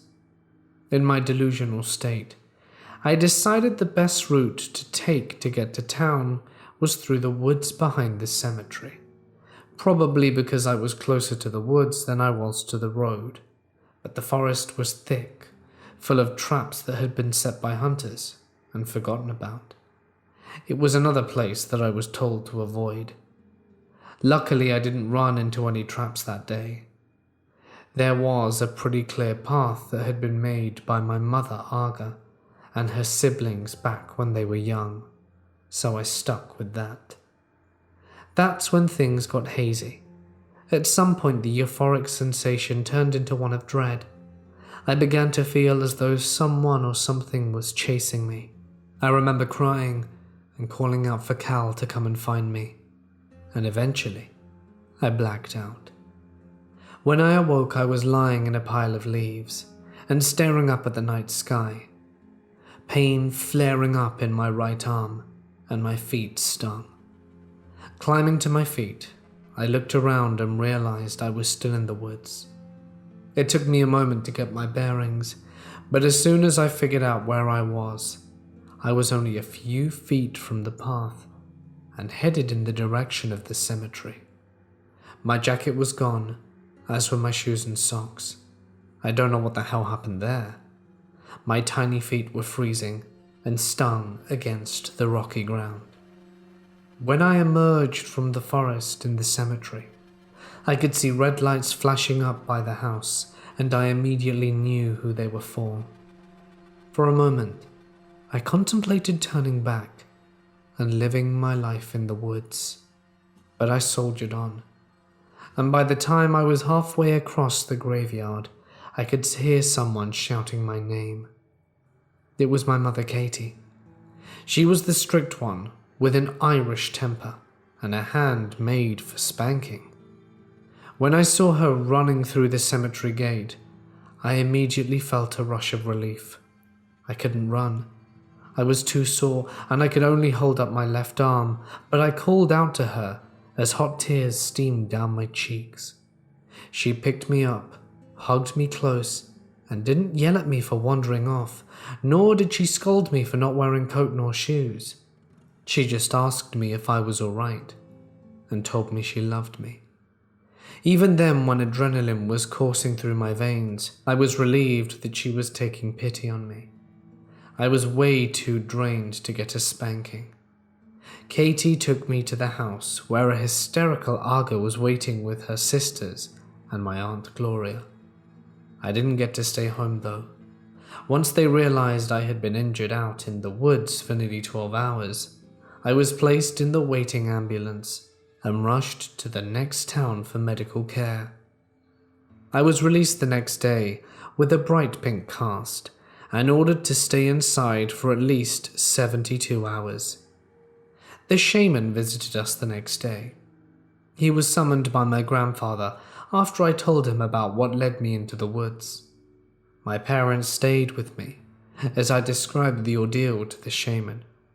I told him about how happy I felt and about how I longed to be with my parents so much I went into the woods that I feared more than any grave and mausoleum.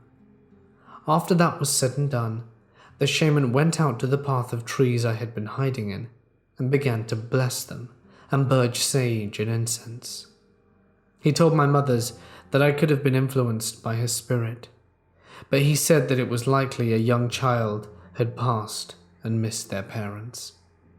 Katie, who wasn't as superstitious as her wife, was skeptical of this explanation.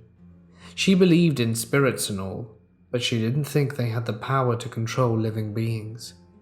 But she didn't have a reasonable explanation as to why her 6-year-old wandered into the woods and blacked out. So they allowed the shaman to go through with his rituals and reinforce their rule that I wasn't allowed to go into the cemetery alone. Uncle Cal, who had been royally terrified after the ordeal, was the only one to yell at me. I was surprised. He was always a pretty chill guy, and he never really got onto me before. But he had been terrified that he'd lost me forever. And when he found out that it was all because I had broken a rule that I was very familiar with, he blew his top. This was one of the many experiences that occurred in my childhood. I wish I knew more about what caused it, but even my tribe's leader have no explanation. They just used it as an excuse to warn children to not wander about on hallowed land. This is from when my parents first began living together. Katie grew up in a fairly large city, just a few hours from our village. Her mother was a nurse who occasionally brought medical supplies to the more remote areas of the state and provided vaccines for those who wanted them. They met Aga and her family when they were about 9 or 10. They were all friends, and Grandma Mary would sometimes leave Katie and her twin sister Gloria there overnight while she visited other villages. When they reached their teens, Katie and Aga began secretly dating, and eventually they broke the news to their families. Grandma Mary was a devout Catholic and took it surprisingly well. Pawpaw and Ma Aga's parents were a bit unnerved by the whole thing. They had never really dealt with homosexuality within their tribe, and they were convinced that their ancestors would strike them down if they allowed the two girls to continue their courtship. When the community and council members voted on it though, they all agreed so long as Aga and her family maintained their faith and upheld the customs of their people, no harm would come to them from the union. Once they had the blessing from both women's families, they were allowed to move in together. They were barely 17 at the time, but that's how it was within our village. There was no ceremonies, they just went from living apart to living together. This represented betrothal. The house they moved into was small, and only about a half-mile away from the main house, where we eventually moved. But at the time, it was Papa and Moore's house. Katie and Aga swear that the shack was once a charming little cottage, with a beautiful red door and matching shutters. But all I know is that it's currently a condemned structure that gives me splinters just looking at it. Aga worked with her father on most weekdays. Her older brother was a fisherman and he had no interest in the family business, so my mother was next in line to inherit. She loved the cemetery and the funeral home because she felt that she enjoyed providing a place for closure to those who were going through the most challenging times in their lives. Sometimes she worked long hours, so Katie would spend most of her time in the town teaching, or at the house cleaning or cooking. At the time, she wasn't too put off with the cemetery in her backyard. It was a peaceful place, and she never gave it a second thought. One afternoon, she was outside cleaning the windows. She had music playing from the radio inside, so she didn't hear the truck approaching on the dirt path until it was right behind her. She didn't recognize that it was one of Aga's family members' vehicles, so she immediately stopped what she was doing so that she could welcome the stranger. She was a debutante, and hospitality was very important. The man who stepped out the truck was white, which wasn't odd there. There were a few families in the valley, and even some Russians. They rarely made it to this part of the property though. The main house was where the funeral home was, and all business was performed up there. Thinking that he may have been lost, Katie waved at the gentleman, who had to have been in his late 30s to early 40s. He was handsome, with an almost rugged look to him. Overall, he seemed very approachable. The only thing that seemed off about him was his lack of jacket. He was only wearing a flannel shirt and blue jeans. It was 30 degrees out in our town in this part of the country, where it can sometimes be dark all day. This was one of those times. With no sun and a substantial amount of wind, It was foolish to go outside without some sort of coat. Katie was only out there because the windows were driving her nuts. "How can I help you?" she asked him as he meandered towards the porch. "Do you have a dog?" The guy seemed out of breath as he looked about the property, as though he were looking for something. No dog," Katie told him. The stranger pointed to the wooded area on the east side of the property. "There's a dog stuck in a trap just off the path over there. Do you know whose it might be? It's brown with a black muzzle." Immediately, Katie stepped off the porch and looked towards the trees. "I have no idea. Could you not get it out of the trap?" She was, and still is, a sucker for animals. She has a habit of bringing home strays and injured wildlife to this day.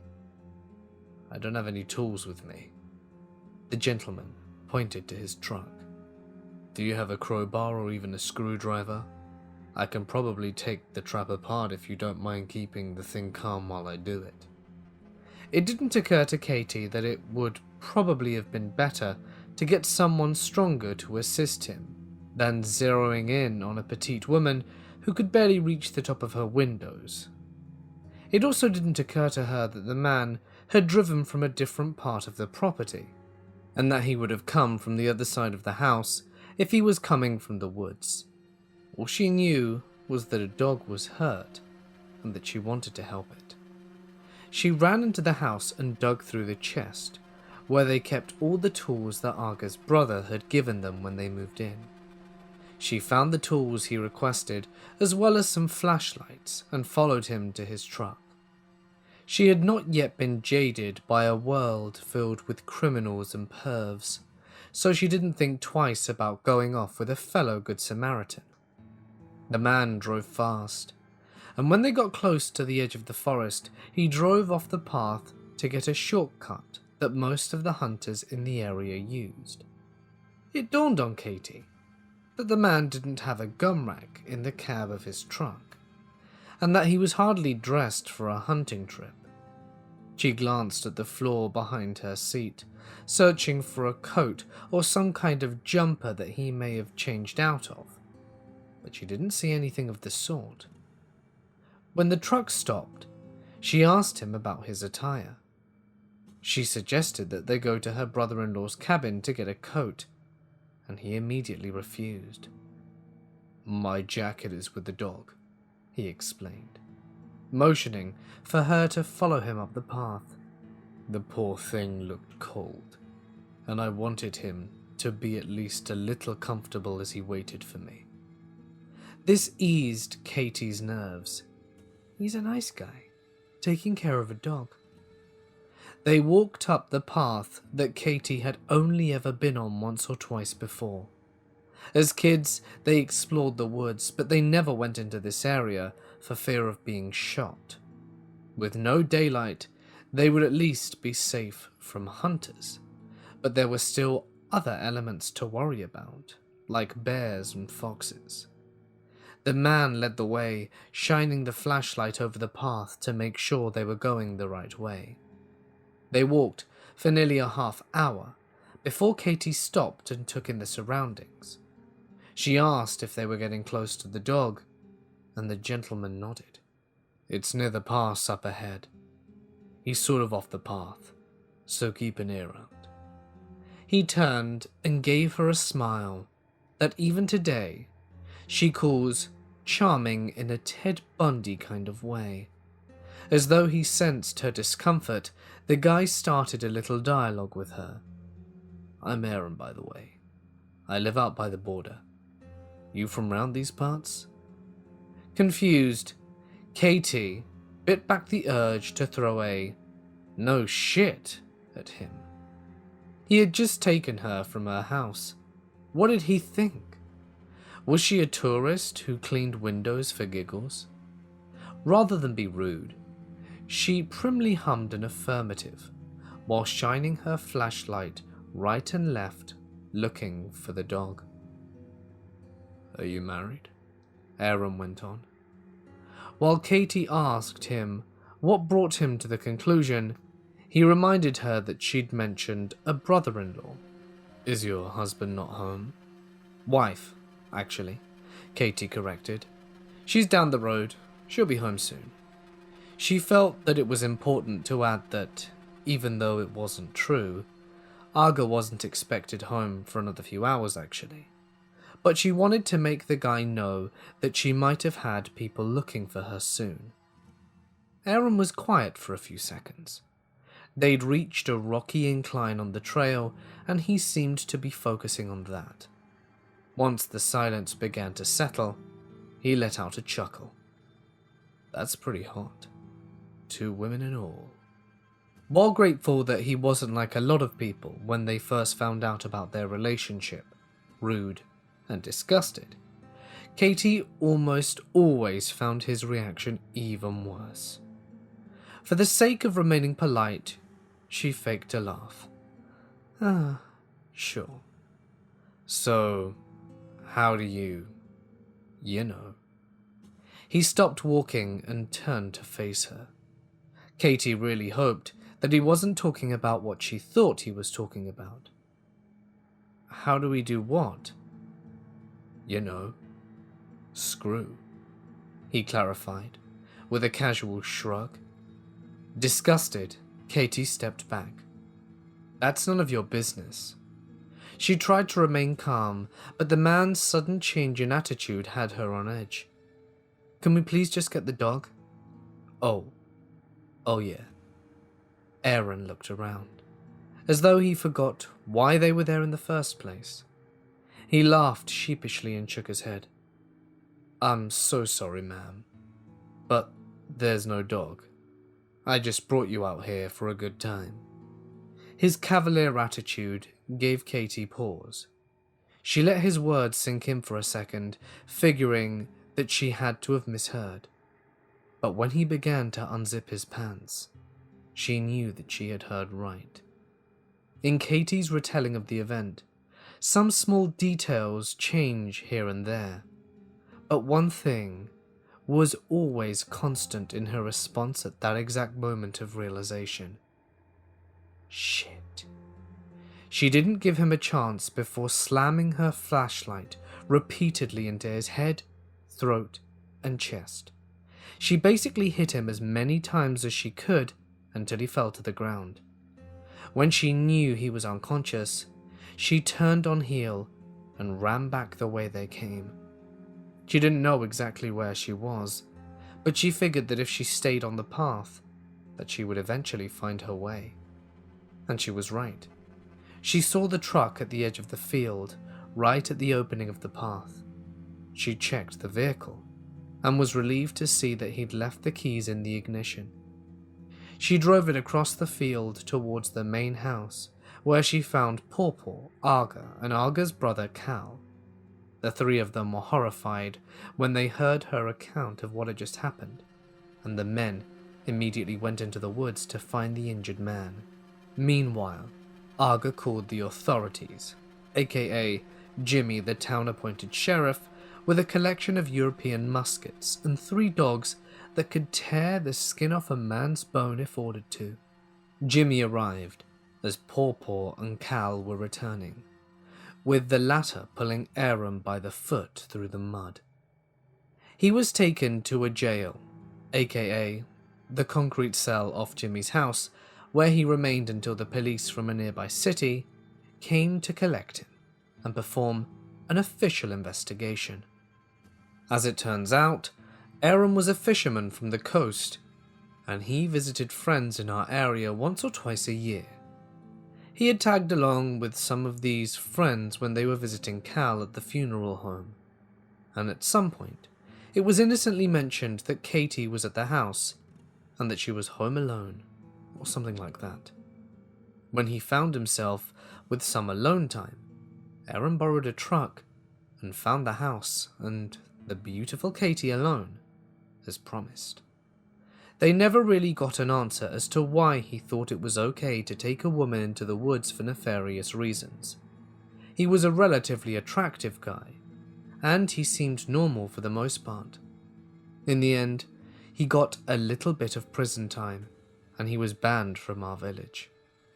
That was the most they could do, really, given that he actually didn't do anything to Katie. After all, he was the one who came out with most of the injuries. That's one of the rare occasions that something scary happened on our property that didn't involve the cemetery or funeral home. But it was definitely the first time one of my mothers came face to face with the true evils of the world.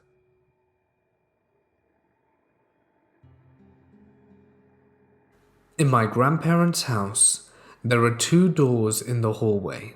One leads to the kitchen, and the other one leads straight into the living room. Bear this in mind for the purpose of the story. There is a tradition in Finland called Päivä, which has been spread in here from Sweden. It is celebrated on the 13th day of January. That specific day ends the peace of Christmas, and usually the Christmas tree will be thrown away during that day, or planted if it's still alive. The tradition also involves children dressed up as Notipuki, a creature that has the head of a goat, and they will then proceed to move from house to sing songs. I was about 4 or 5 years old when this happened. I was in my grandparents' house with my family, and there were also other relatives present there. I was alone in another room trying to watch TV, while the others were gathered in the living room. I got pretty bored with the program and decided to head into the living room with the others. As soon as I made it into the living room, the door from the left side of the room swung open, and in walked about 12 teenagers dressed up as Notipuki. Their costumes were poorly made, but they still managed to make them look insanely terrifying. They had robes and long coats, weird masks made of cardboard, and antlers made of twigs on their heads. One of them even had a realistic-looking goat skull with black eye holes. They also made some weird and creepy noises and stomped inside. Needless to say, I was totally freaked out by this, so I turned around and quickly ran into the room where I came from. If you Google Notipuki, I'm sure you'll understand why I was terrified. It's probably the worst childhood memory I have.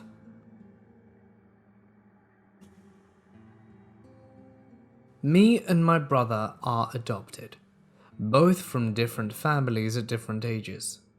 He was horribly abused before he came to our family, but he was only 2 and doesn't remember any of it. But the damage is done. He has explosive anger and is a compulsive liar. He'll make up stories that supposedly happened in the past. He'll say that our adopted parents continued mistreating him in the same way his real parents did, and that he was never treated fairly, and they only ever tried to buy his love. This is all rubbish, mind you.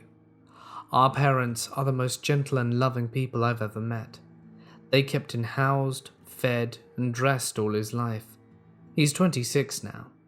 When he was in high school, he used to cut his arms for attention, all superficial wounds, and never had to get stitches. In other words, he's a drama king. We aren't sure if he's bipolar or has some form of autism. He never wants to cooperate with therapists or doctors, so he's never been diagnosed with anything nor medicated. Now let me clarify, we love my brother Duke. My whole family has loved him since the day he joined us. He is quite eccentric, but we've always appreciated him for his differences. Even though he has violent outbursts, we have always just accepted it and moved on. About 6 months ago, he started dating this woman, Nina. She's 10 years older than him and has 2 children aged 16 and 10. Their relationship is a whole different story. But basically, she takes a lot of opioid pain medication and started to give him some. He has an addictive personality and is spinning out of control. He took a belt to her son because he was talking back, and he's constantly getting rid of dogs. by no fault of their own, mind you. He says that they're misbehaving, but really they're just reacting to how he is behaving. In June, it's my father's birthday, so one evening we went out to dinner to celebrate. My brother was messed up on some pain medication, and he tried to deny it, but we could tell we aren't stupid. The dinner ended up in a yelling match between Duke and my mother. My mother forced him into the car and drove him to the hospital, but he refused to go in. He probably didn't want his girlfriend to get in trouble for giving him her pain medication. Eventually, she came and collected him, and they went home. During the next few weeks, I got a lot of messages from both my older brother and Nina about their fights. Apparently, they think I could help them, but I'm not in the relationship, and I repeatedly explained that to them, that they need to speak to a therapist or marriage counselor, not me. Their relationship continues to spiral out of control. Nina is apparently trying to get pregnant during this time.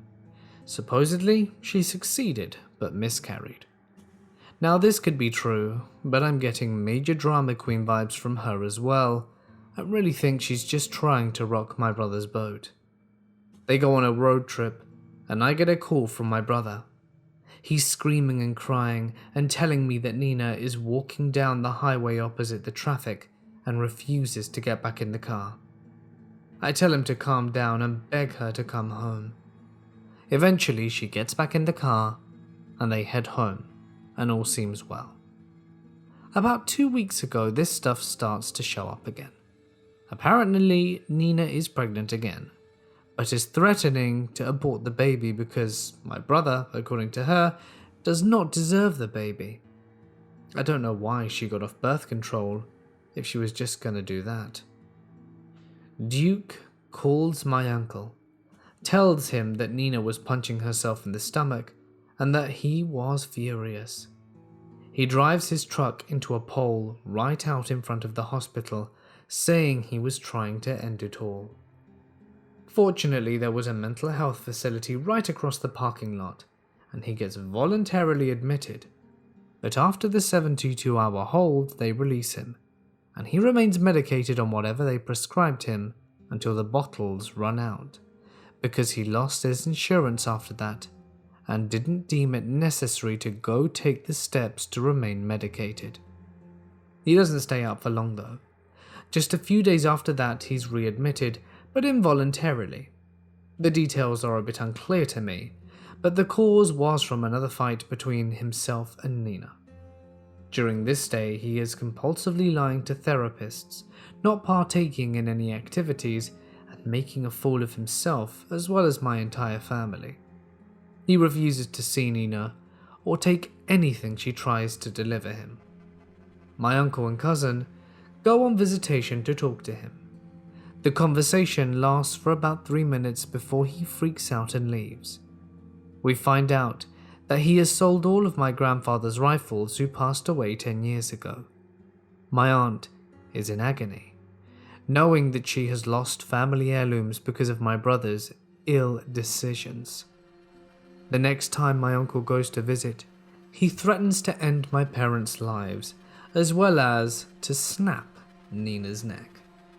Present day, my brother is due to be released this afternoon. There's still a .22 missing. Duke says that he's going to a homeless shelter and getting his dog from Nina, and then goodness knows what's going to happen. Please, pray for us.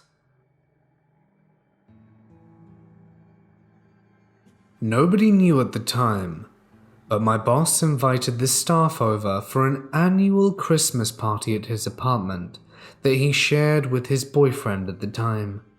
So we went.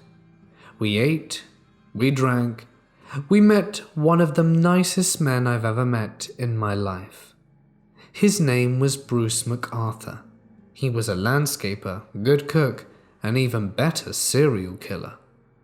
Turns out that this guy ended up luring at least 8 men through gay hookup apps, only to murder them, cut up their body, and bury their body parts in the garden of various houses he worked on around the city. Nonetheless, When I saw his name and face on the news, the Christmas party came to mind, and I recalled the sweet boyfriend of my boss who I met, and was a great host. It's just crazy to think that someone who you get absolutely no weird vibes from ends up being one of the most demented criminals in the history of Toronto. I'm honestly not sure how my boss made it out of the relationship unscathed, and he's no longer my boss, but I'd love to call him up and see his thoughts on this news in Toronto, on his ex-lover dismembering countless men.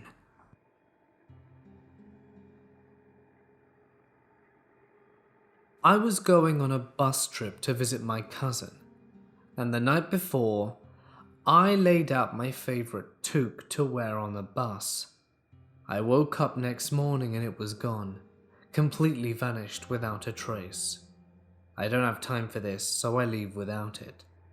So I'm at my cousin's 1,000 kilometers away, and we're playing on a Ouija board.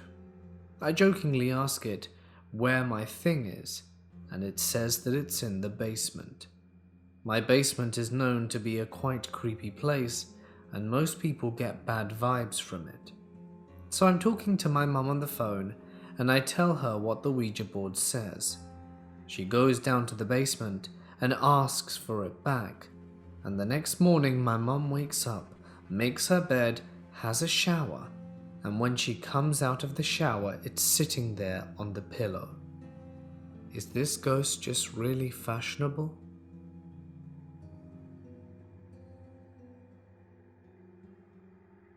One Christmas Eve, my mum, sister and I were driving back from a very late family gathering. Our house is 20 minutes from the party. I think I was about 18, my sister 14, and our house was in a new development, but the drive there was rather solitary, kind of through the woods. The highway was one of those winding highways along a river, where you drive about 40 miles an hour max. To the right was all woods, and to the left the river.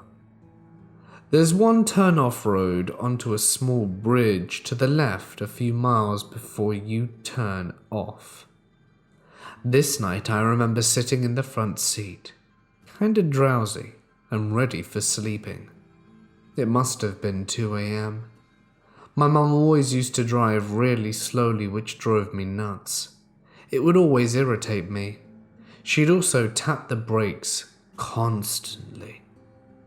This night we were driving along, and just before a bend in the road, a few feet past the bridge, there was a car positioned perpendicular to us. That is, blocking the road. There were 2 men sitting in the car looking at us, not trying to turn around or anything, just blocking the road. My mum slammed on the brakes, and I've never seen her move so quickly. She cursed, threw her car in reverse, and turned into the bridge to turn around, because at the end of the bridge, on the other side, another car had blocked the other road. I just remember my heart slamming against my ribs. I had no idea what was going on, but I do remember my mum saying something like, these men were up to no good. She'd lived in Mexico City in the 70s and had lots of experience with crime and shady situations. The idea that something terrible was planned was brought home when we saw the other guy blocking the end of the bridge. My mum managed to turn the car around and hit the gas, and we got the hell out of there. We drove back to my aunt's house and called the cops. They took a long time and finally gave us a police escort back home. I never drove home that way again. I took the longer route on another road, and we never did find out what those guys were up to. But after all the crime stories I've read, I can imagine. It was really scary. I'm glad my mum was a cautious driver, and that she surprised me with her skill. So if you drive a long, scary, desolate, lonely road home, drive slowly and be on the lookout like my mum was.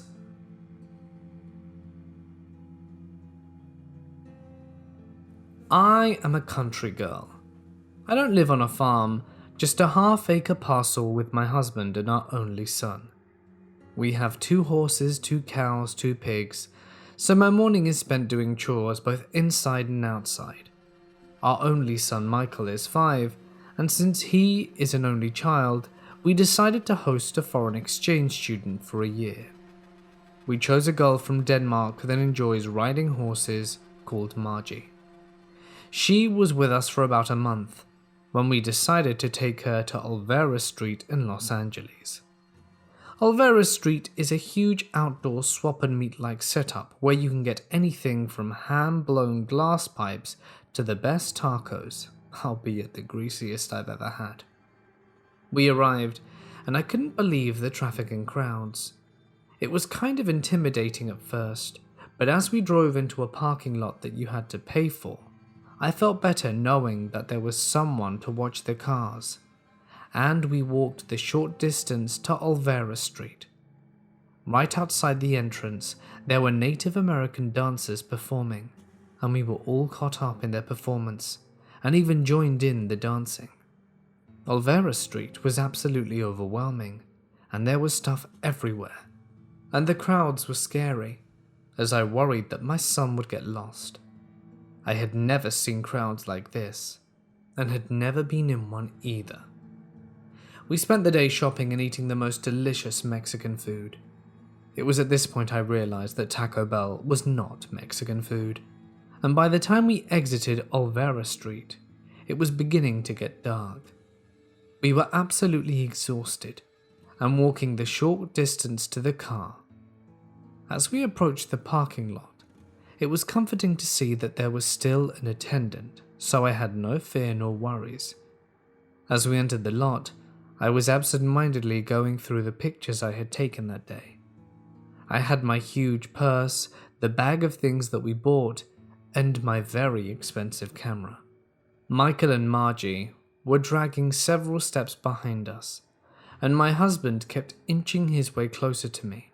He got right in my ear and whispered in a very alarming tone, "Lock the doors when you get in." I understood the words, but the alarm in his voice made me look up to see 5 or 6 big guys slowly approaching our direction. All of a sudden it dawned on me what was going on, so I told the kids at least 3 times to lock the doors when they entered. I was trusting a 5-year-old and 15-year-old whose native tongue wasn't English to understand to do what I said. As we started to get into the vehicle, the guys quickened their approach, and as I slammed my door, one guy grabbed the door handle and began tugging it aggressively. Luckily, I had instantly locked the doors as I closed it, and looked back to see that both Michael and Margie had locked theirs, as one guy on each door tried in vain to open them. As my husband started the engine, the guys kept saying that we needed to pay for parking in the lot, and we told them we already did. To no avail. We backed the car up slowly as to not run over the 6 guys that surrounded us, and we inched backwards. They all kept pounding on the car saying we needed to pay, and we had backed up far enough and began going forward, only to see 4 guys blocking the exit. Now my husband is perfectly calm, just inching towards the exit with the guys, who were getting even more aggressive, pounding on the car and saying we needed to pay. Inching slowly more and more and more, we reached it. Now these guys had no intention of letting us leave without paying, but my husband, being the calming force that is going to get us out of this safely, inched past their backliner-sized men blocking the exit, and he finally turns onto a street. We thought we were safe, and we were wrong. My husband safely got us out of the parking lot, but inadvertently pulled onto a one-way street going the wrong way. We had 6 lanes of cars ahead of us, and we had no way out. He started going forward, and the cars are getting closer and closer, and at the very last moment, he pulls into the parking lot of a liquor store. and that's where he stops the car to take a breath. My heart was absolutely pounding, and the poor sheltered little soul was still in that parking lot, so proud of the kids who did exactly what they were told and staying calm in the face of danger, and so thankful to my calm-headed husband, who was the superhero that day and every day for me. I will never go to LA again now, not even for free tickets for my favorite band. I'm still very much a country girl, and I'm afraid that big cities are simply not for me.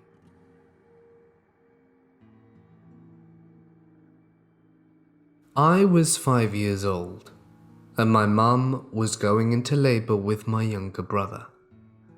I stayed at my grandparents' house while my mother was in the hospital.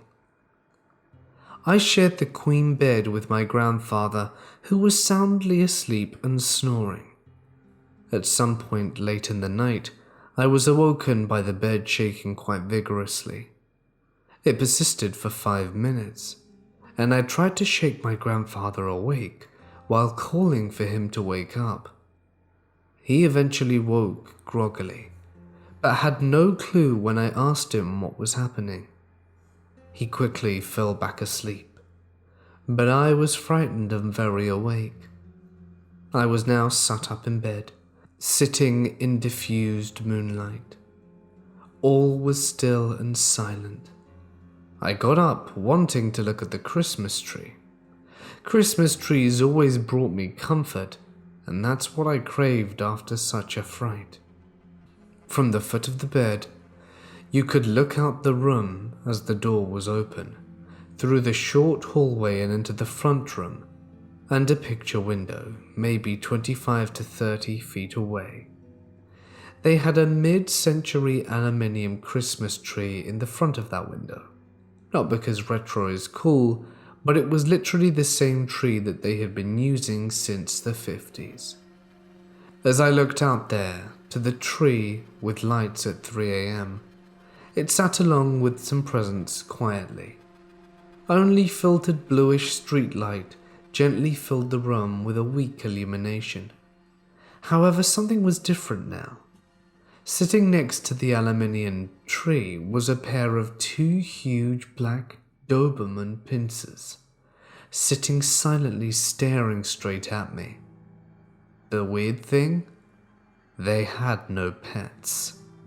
I jumped back in bed, threw the covers over myself, and eventually fell asleep, and woke up in the morning sunshine, making the aluminium tree warmly shimmer. I think about what happened that night from time to time. It's the first paranormal encounter that I've ever had, and at that point in my life, I don't think I even had a concept of ghosts or the paranormal.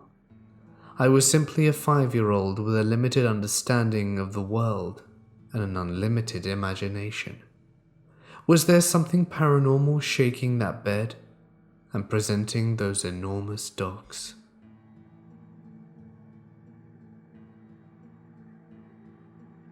My brother works at a theatre in Virginia, near a Civil War battle site, and all of the theatre employees claim to see a Civil War era looking soldier just standing at attention in random places in the theatre.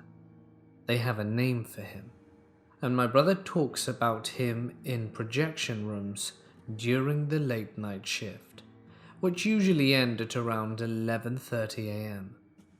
from the theatre seating when he's cleaning.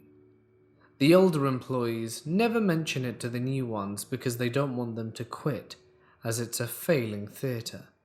But the new ones always see it first and bring it up to the old ones.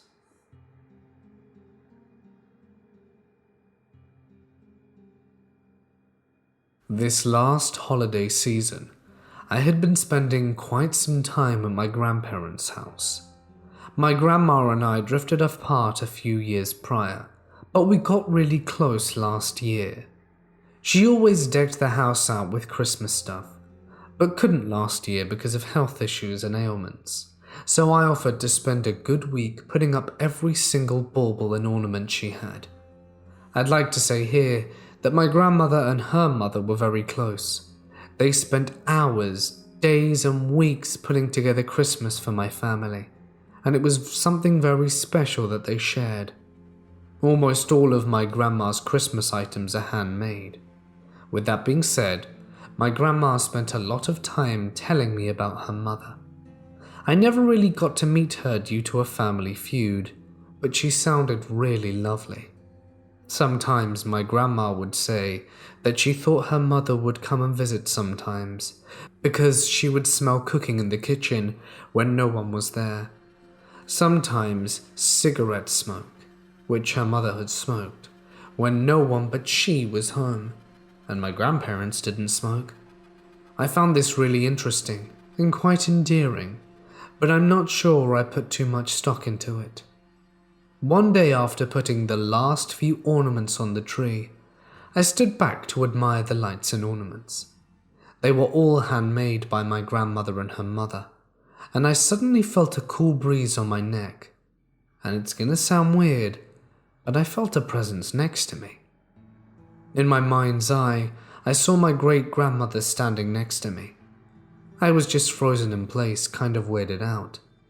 I saw exactly what she was wearing. A pink sweater, and she was also looking at the tree. I honestly felt like I was standing there frozen for a long time, when I started to smell something. Even though I maybe met my great-grandmother 3 times in my whole life, I somehow knew it was the smell of her perfume. I really started to freak out here, mostly with excitement. I thought I was going crazy. I had to get my grandma so she could experience this too. I knew what this meant for her, so I ran as fast as I could out to the garage to get my grandma. I was running and jumping over boxes and tubs of Christmas decorations, which I'm pretty sure looked weird.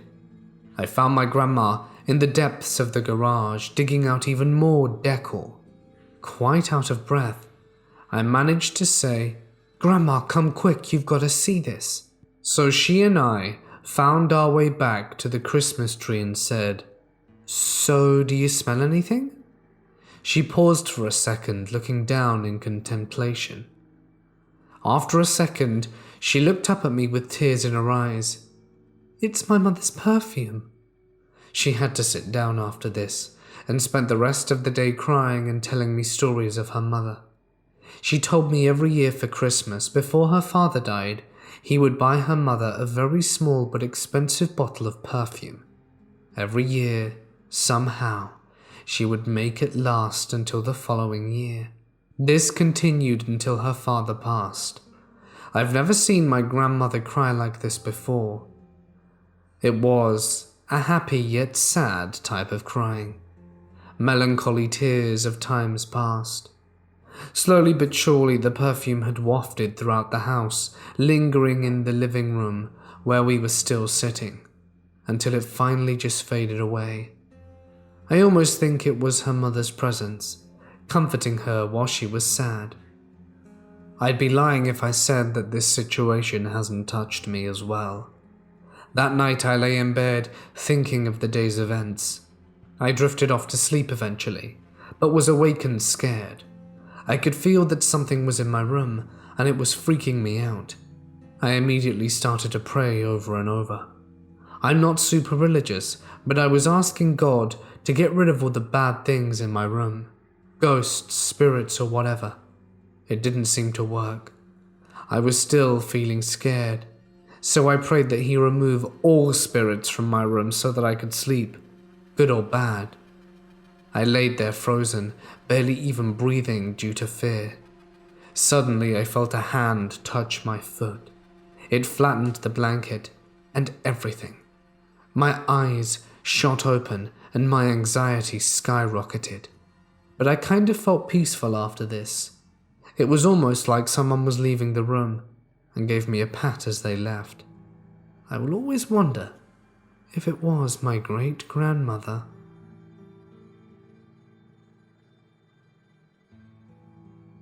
Set the Wayback Machine to late summer/early autumn of 2001.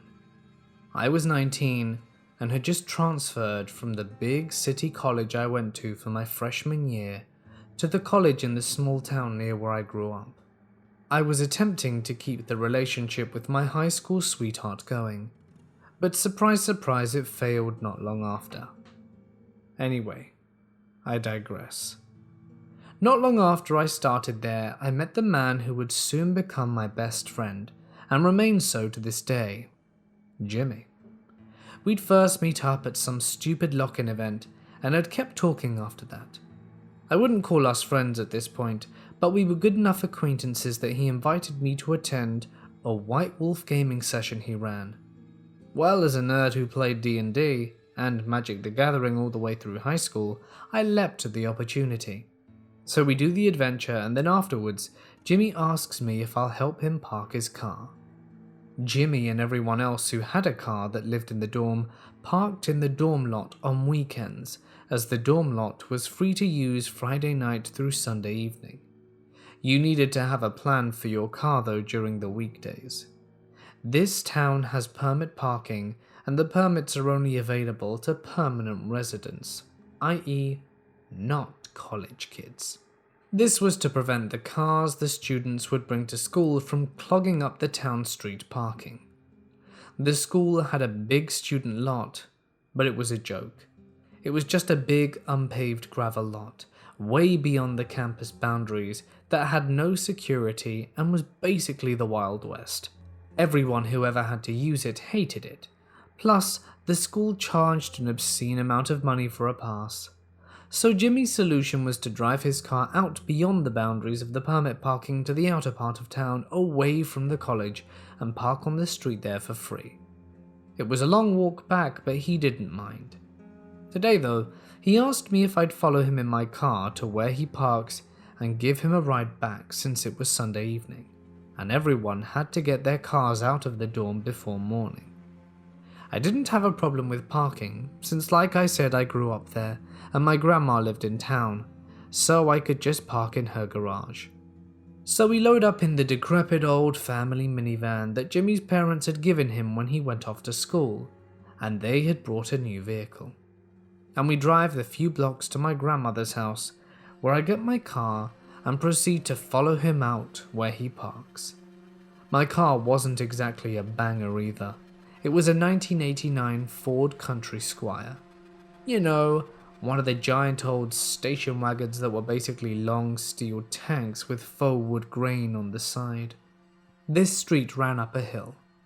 As we're proceeding up it, I noticed two little girls walking up it on the other side of the road.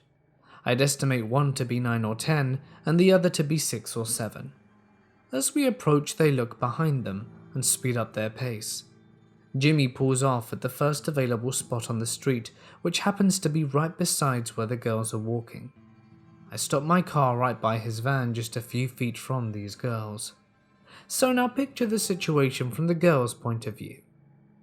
They are out for a walk, their heads doubtlessly filled all their lives with tales of stranger danger and creepy men in old cars looking to snatch away children, and they have just seen not one, but 2 old junkers, one of them a van with curtains in the back window, that followed them up the street and abruptly stopped right next to them.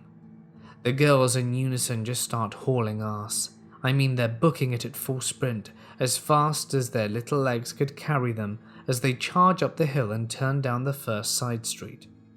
Jimmy gets out of his van, looks after them for a second, and then gets in my car. We exchange a look. "Do they think we're—" he begins. "Yeah, dude. They think that we're totally trying to take them." There's a moment of silence, and then we both just lose it laughing. We probably sit idling for 15 to 20 seconds, howling with laughter, before I manage to choke out, "We should probably get the hell out of here before the cops arrive," and off we go. I could never think of the sight of those poor 2 girls running away up the street from what they imagined to be weirdo takers without a chuckle. Those girls have to be in their mid to late 20s now. So ladies, on the off chance one of you hears this and recognizes yourself, I'm sorry, we didn't mean to scare you. But you've given Jimmy and I an amusing anecdote we often share.